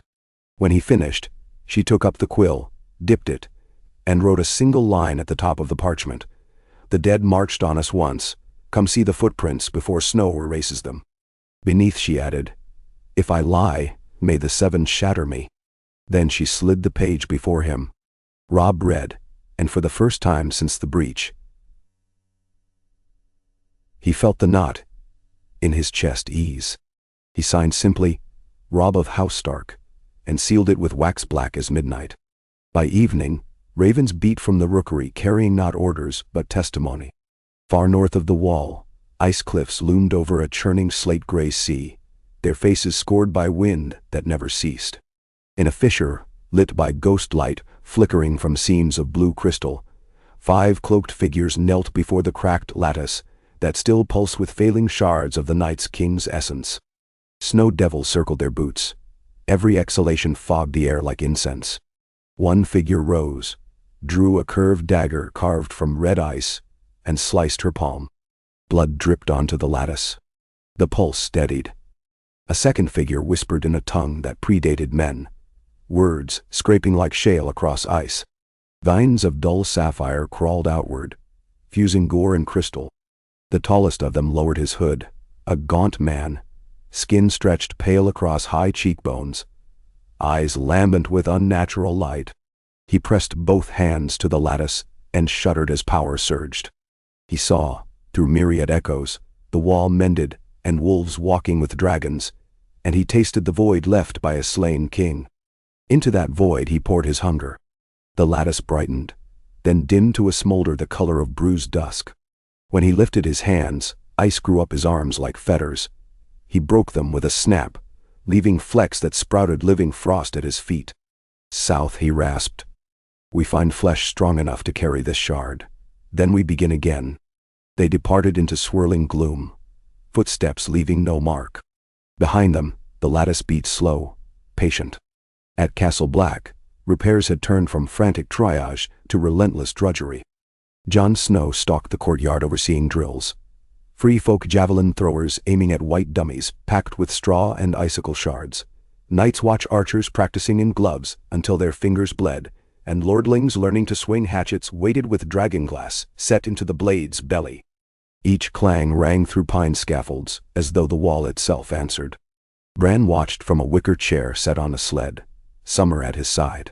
His cheeks remained hollow, yet his eyes burned bright. Whenever Jon glanced up, he felt those eyes on him, seeing not just drills, but skeins of possibility knotting around every misstep. It was uncanny, but comforting. They were brothers still, even if one walked more in roots and minds than in flesh. Noon brought a messenger. Slender girl from House Reed, hair plastered to her skull by sleet. She knelt before Jon, breathless, offering a rush-sealed tube. Jon cracked it, scanning quickly. A map scratched in pale green ink, marking tributaries feeding the Then. At the map's root, Mira had scrawled in shaky hand. Dreams show rivers warming under ice. Something stirs beneath, birthing shadows. We go to seek it. If we do not return, burn the river mouths. Burn them all. Jon's jaw tightened. He rolled the map and slid it beneath his cloak. Some truths would wait until Robb arrived for the next council. Southward the realm roused. Lords who had ignored previous pleas now rode for Winterfell. Pride softened by tales of dragons breathing fire over crumbling ice. In the high passes above the Trident, the Blackfish's outriders met a column decked in willow crown banners. Edmure Tully himself, cheeks still hollow from dungeons Hend endured, riding with a fresh daughter swaddled at his wife's breast. Behind them marched 500 archers trained along the Red Fork's grassy banks.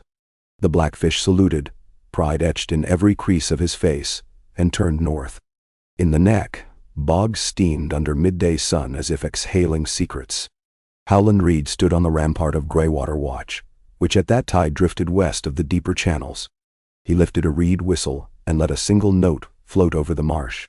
Frog spears answered, distant pops beneath the drone of insects. Reed scouts had seen unknown riders ghosting between alder groves, tall, silent, looming like whites that had learned stealth. Howland's palms prickled. He ordered watchfires lit noon and night. Then he knelt at the water's edge, hand skimming the surface until ripples formed the shape of an eye. "Guide Mira," he whispered. "Guide my children home." At Winterfell, the Conclave's second month began, and the yard looked a tapestry of all Westeros. Dornish spears in copper glint, reach shields painted rose, apple, grape, Greyjoy reavers hunched over casks of northern ale, Valemen hawking at pennants snapping in the wind, Lysine merchants haggling for dragonglass flakes at prices dearer than silver. Bards composed rival ballads overnight, each crowning a different hero of the Wall. Myrcella encouraged the music, though she forbade titles that smacked of prophecy. "Songs can wield men like blades," she told Arya, who nodded while oiling needle. "Best we choose where the edge glints." Daenerys moved through the crowd with quiet purpose, cloaked in spider silk lined with wolf fur. Drogon roosted on the ruined first keep, wings mantled, smoke seeping from his nostrils in rhythmic sighs. Small folk thronged to watch him gnaw on bricks blackened by old fire. Some touched their brows in dread, others knelt in awe. Daenerys greeted all, accepting trinkets, braided straw dolls, polished river stones, promising nothing but listening. Tyrion trailed her, scribbling names, debts, offers. When a scarf-veiled woman thrust a bundle covered in crimson cloth into Dany's hands, Tyrion stiffened. But the queen unwrapped it calmly. A newborn babe, cheeks blue with cold, its lips barely moving. The mother begged in tongue half low Valyrian, half guttural Norse speech. "Save him." Daenerys pressed the infant beneath her cloak. Drogon's smoky breath gusted over the crowd, warmth spread like spring. The babe coughed, then wailed, color flooding into skin. When Dany returned the child, the woman grasped her fingers and whispered a single word. Tyrion recognized, Azantes, Protector Datot. The crowd murmured that name long after the mother disappeared into tents. That evening, Robb hosted a council in the new hall, raised over the reconstructed kitchens. Fireplaces lined the walls. Smoke threaded upward through vents cunningly carved to resemble direwolf heads. Around the long table sat Daenerys, Jon, Tyrion, Davos, Garland Tyrell, Arianne Martell, Lady Maegser Alysanne with arm still bound, and the High Septon, cheeks ruddy from northern drink. Cersei attended, flanked by Jaime and Sir Balon.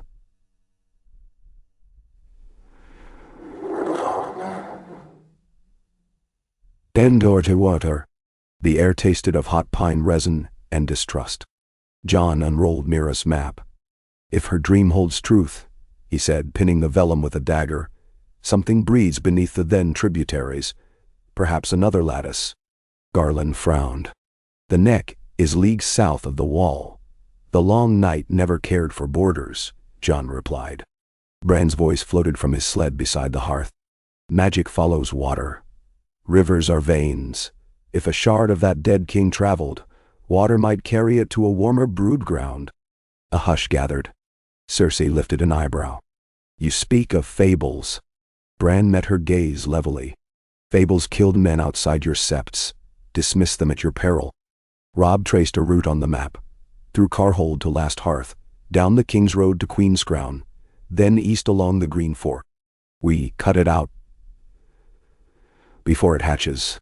Arianne tapped her nail against the vellum. "Marsh war is arrow and fever. Spears sink, fire answers." She tilted her chin to Daenerys. "Dragonfire." The High Septon crossed himself. "Blasphemy. Gods shape the realms, not beasts." Cersei sipped wine. "Better dragonfire than ice children in the Reach." Tyrion cocked his brow at his sister's quick agreement. Daenerys smiled only slightly. "Drogon can scorch the topmost peat, but marsh beds smolder for months. Poison harder to quell than walkers. We will need water mages. She looked to Bran. He clenched the fur at his knees, then nodded. I can speak to the trees of the neck. They remember Greywater ways. Jaime studied Bran with something like wonder, all those years since the tower fall. And here sat the boy he'd crippled, shaping the world. Regret cut sharp as winter air. He lifted his golden hand in pledge. The King's Guard would ride as escort, under Jon's command. Robb accepted, though not without shadow in his eyes. The council resolved. A host of mixed arms, wolf, lion, rose, sunspear, would depart within 5 days. Drogon and Rhaegal would shadow them overhead. Bran would travel in a barge outfitted as a floating heart tree shrine, roots of weirwood grafted into moistened soil. Cersei objected to placing her son among marsh dangers. Tommen, cheeks aflame, declared he would ride at Robb's side or be forever shamed. Jaime backed the boy. Cersei relented, though her stare at Robb promised retribution should harm befall the king. That night, as torches guttered, Melisandre slipped from the brewery. Smoke trailed behind her, scented of strange resins. She walked to where Shadowcat steps climbed the broken tower. There she found Bran, eyes glazed white, Summer's head in his lap. The Red Woman knelt. You reopen the roots, she murmured. The flame within stone can be taught to sing. Let me help. Bran's sightless eyes fixed on her, and a voice older than his years whispered through his lips. One hand cannot tune a forest. His gaze cleared. Return to your fires, priestess. I will not burn what must stand. Melisandre rose, studying him with something that might be respect, or hunger. The time approaches when even roots must choose fire or ice. She warned. Pray your choice warms the world. She vanished into drifting flakes. Beyond the harbor at White Harbor, Davos inspected 3 grain galleys adapted into troop barges. Carpenters reinforced hulls with iron bands harvested from Longclaw's broken forges. Ironborn smiths, kept under oath, set new rivets, while Davos prowled decks, checking every bolt. He ordered holds, loaded not only with barley and salted cod, but also with casks of lamp oil, bundles of pitch-soaked reeds, and crates of long-necked clay granados, filled with wildfire from King's Landing. The pyromancers had demanded a king's ransom. Cersei, after hesitation, paid with Tyrell gold and forbade them from leaving her sight. She now parted with 10 casks, face stone. Pray your mummers never drop one, she hissed to Davos. He prayed, though whether to the Seven or the old gods he could not tell. The fleet sailed upriver under cresting green banners, bearing twin wolves, encircling a sunburst lion. Small folk lined the banks, waving ragged flags. Some wept at sight of dragons winging high overhead. Rhaegal a smear of emerald fire, Drogon a thundercloud on molten wings. The dragon's reflections rippled in the water, shivering like omens. On deck, Bran sat cross-legged, palms on the planks, and the river answered, smoothing into glass. The host marched parallel. Jon at the vanguard with Tormund and Lady Alysanne, Jaime co-commanding royal guards, Garland, Tyrell, and Brienne of Tarth drilling pike squares, Arya slipping among scouts like wind, Myrcella riding a dapple mare, copper hair bright beneath a hood carved from sleek northern otter. Robb alternated between column head and rear guard, ensuring no supply wagon lagged. Most nights he spent planning with Tyrion by flickering campfire, arguing over ration routes and the matter of who would rule in their absence. Eventually they named Lady Mage regent at Winterfell. No man doubted her sword arm or her tongue. They reached the neck after 13 days of mud and persistent sleet. Bog mist clung to ankles like clammy hands. Reed outriders met them atop hummocks swaddled in pale moss. Their leader, a girl Anna Reed little older than Arya, guided the vanguard along Alder Hallows, where peat fires glowed beneath still water. Bran's barge creaked through channels lined by gnarled trees draped in beards of lichen. Somewhere flutes mourned, marsh folk signaling. Bran whispered back in rustle of cattail. The marsh accepted them. Night cloaked the wetlands. Campfires flickered where hummocks rose firm enough to stake tents. Far out in the black water, an aurora glimmered beneath the surface, pale green tendrils drifting upward, then sinking. Jon felt hair prick on his arms. He turned to find Bran's barge anchored near a half-sunken weirwood whose bark gleamed bone-white. Bran sat at its base, eyes rolled back. Summer crouched at the rail, hackles raised. Jon approached. Bran spoke without opening eyes. It wakes. Beneath. Silt of centuries. It glides on currents older than the world. Sweat purled on his brow. Not lattice.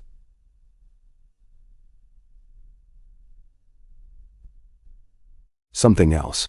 A distant splash echoed. Then another, closer. Water lapped against Jon's boots. He called for torches. Flames bloomed, and shapes emerged. Children? No, not children this time.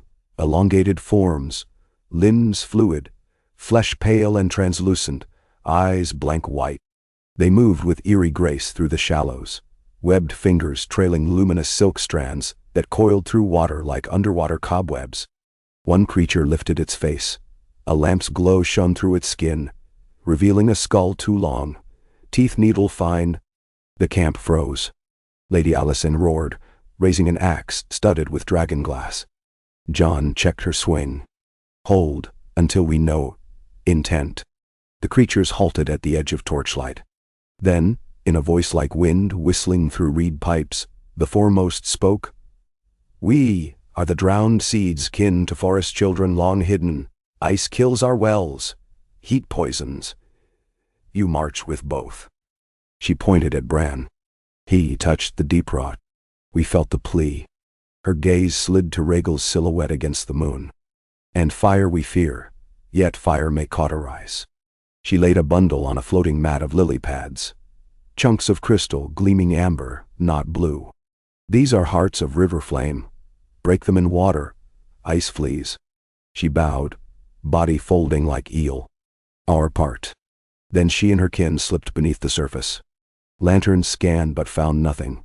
Water stilled. Davos knelt, prying open the bundle.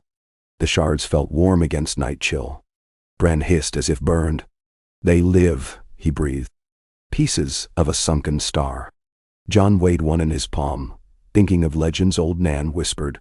Fire that fell during the long night, staving off cold tide. He pocketed them carefully. Come dawn, fog thick as wool swallowed the host. Scouts vanished, no sound save quick rustle of reed.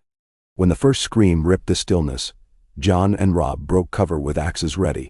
They burst into a clearing of mud only to halt. The ground itself roiled. Muck bulged, split, and a wedge of violet flesh heaved up. A serpentine body 15 feet thick. Transparent membrane webbed with pulsing blue veins. Gaps revealed rows of glassy teeth. Its head, crowned with icicles, gored a hapless sellsword, still impaled on a spear of bone. Torment cursed with awe.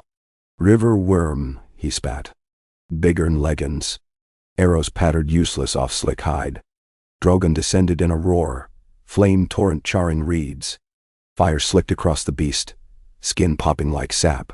Yet parts of its flesh steamed, ice halos forming a shield. Robb bellowed orders. Dragon-glass javelins flew, shattering icicle crown pieces. The worm shrieked, an unearthly, whale-like moaned. From fissures in its hide poured smaller shapes. Larval creatures the size of hounds, each bearing the pale glow of walker eyes. They scrambled toward soldiers, teeth tearing leather. Battle devolved into chaos. Bran's voice rang through minds. Break the hearts. Water must burn. Davos sprinted to the supply raft, grabbed an amber shard, and smashed it against a rock. The crystal cleaved, releasing a surge of molten light that flowed like liquid sunrise into the fen.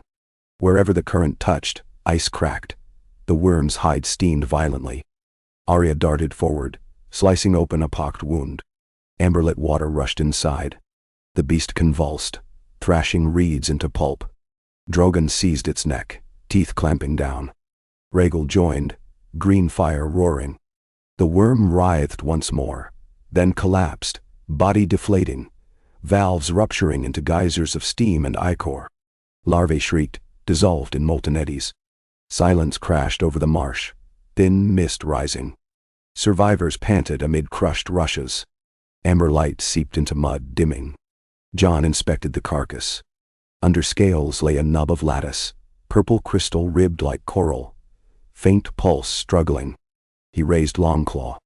A keen strike cleaved it, shards hissing in mud. The light flickered out. An exhale rippled through the swamp, as if the land itself sighed relief. 2 days later they burned the remains, flames fueled by pitch and wildfire. Smoke billowed into a column seen from Greywater Watch to Barrowton.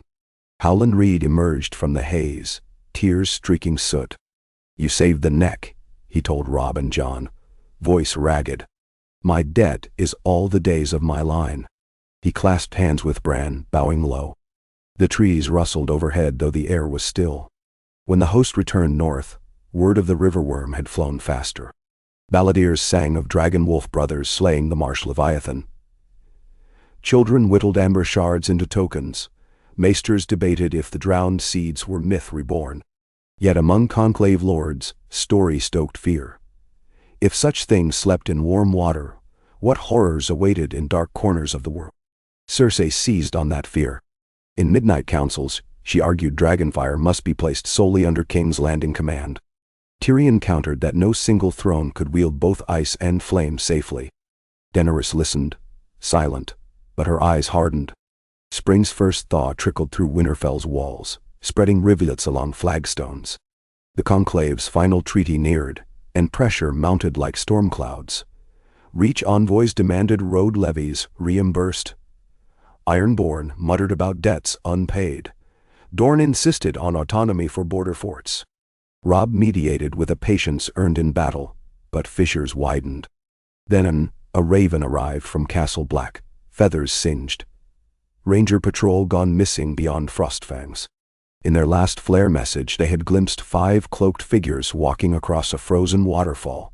Ice did not crack beneath them. Bran's dreams turned restless. He saw skeletal trees burning blue, and a voice whispered in tongues he could not translate. The shard of the Night's King was moving, seeking host. Robb called council at once. "We must hunt them before they find the lattice," he declared. But Daenerys stood. "Hunt shadows forever, and we lose the realm to hunger. We need seats filled, fields sown." Cersei seized the moment. "Exactly. Dragons should police the sky, not chase rumors. Your place, Wolf King, is north, ours south. Let the crown assume responsibility." Myrcella rose, cheeks flushed. "Responsibility you never bore until forced."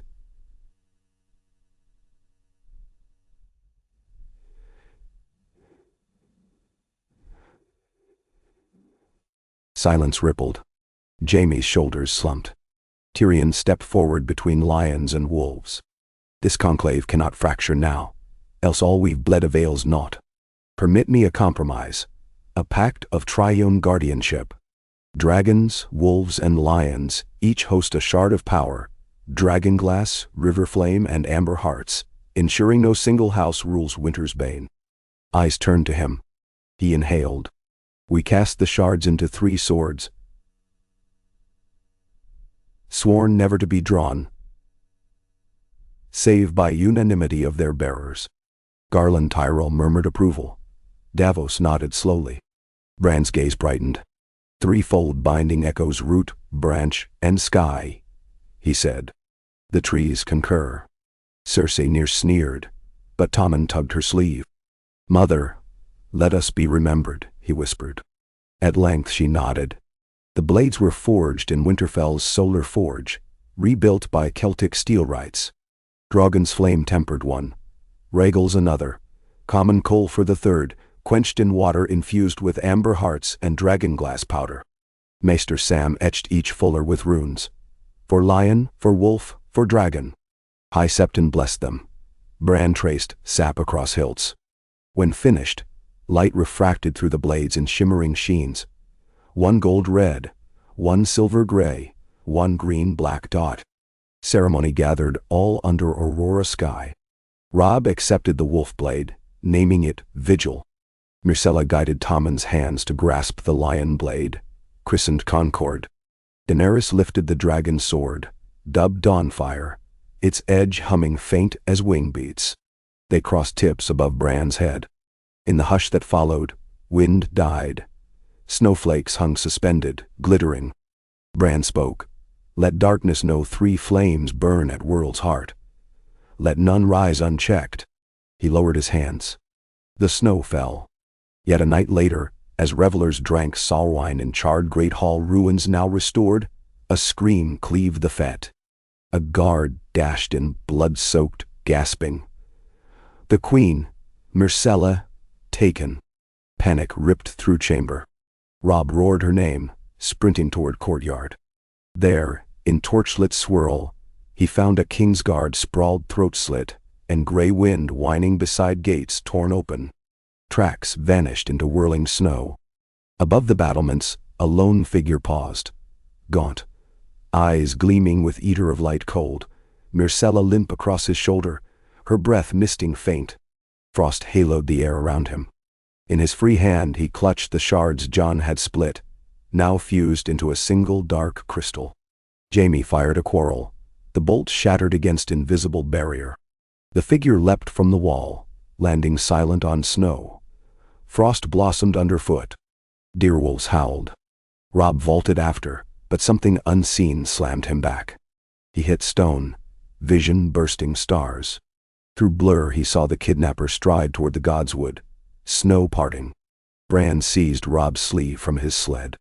Shard found vessel, an echo of the night's king in living flesh. His voice cracked. It means to wed ice and royal fire, through her blood. Daenerys stood beside Drogon, fury lighting her face. We fly.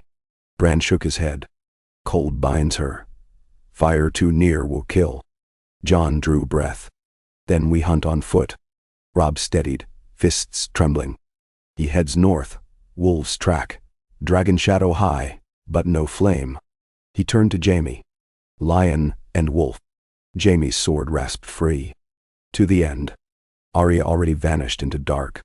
They raced beyond Winterfell's walls, while white aurora flared overhead, as though sky itself burned with silent alarm. Snow beat against faces, but Robb felt none of it. Only the echo of Myrcella's heartbeat fading in that creature's grasp. Around him moved allies grown family. Wolf, lion, crow, dragon, bear, rose, spear. The long night had stirred again, wearing a man's skin. Ahead, between twisted pines, a faint glow pulsed blue. Robb gripped vigil until his knuckles blanched and ran, casting every last oath into the wind, oaths of love, of fury, of dawn yet unbeheld. Behind him, the world held its breath once more.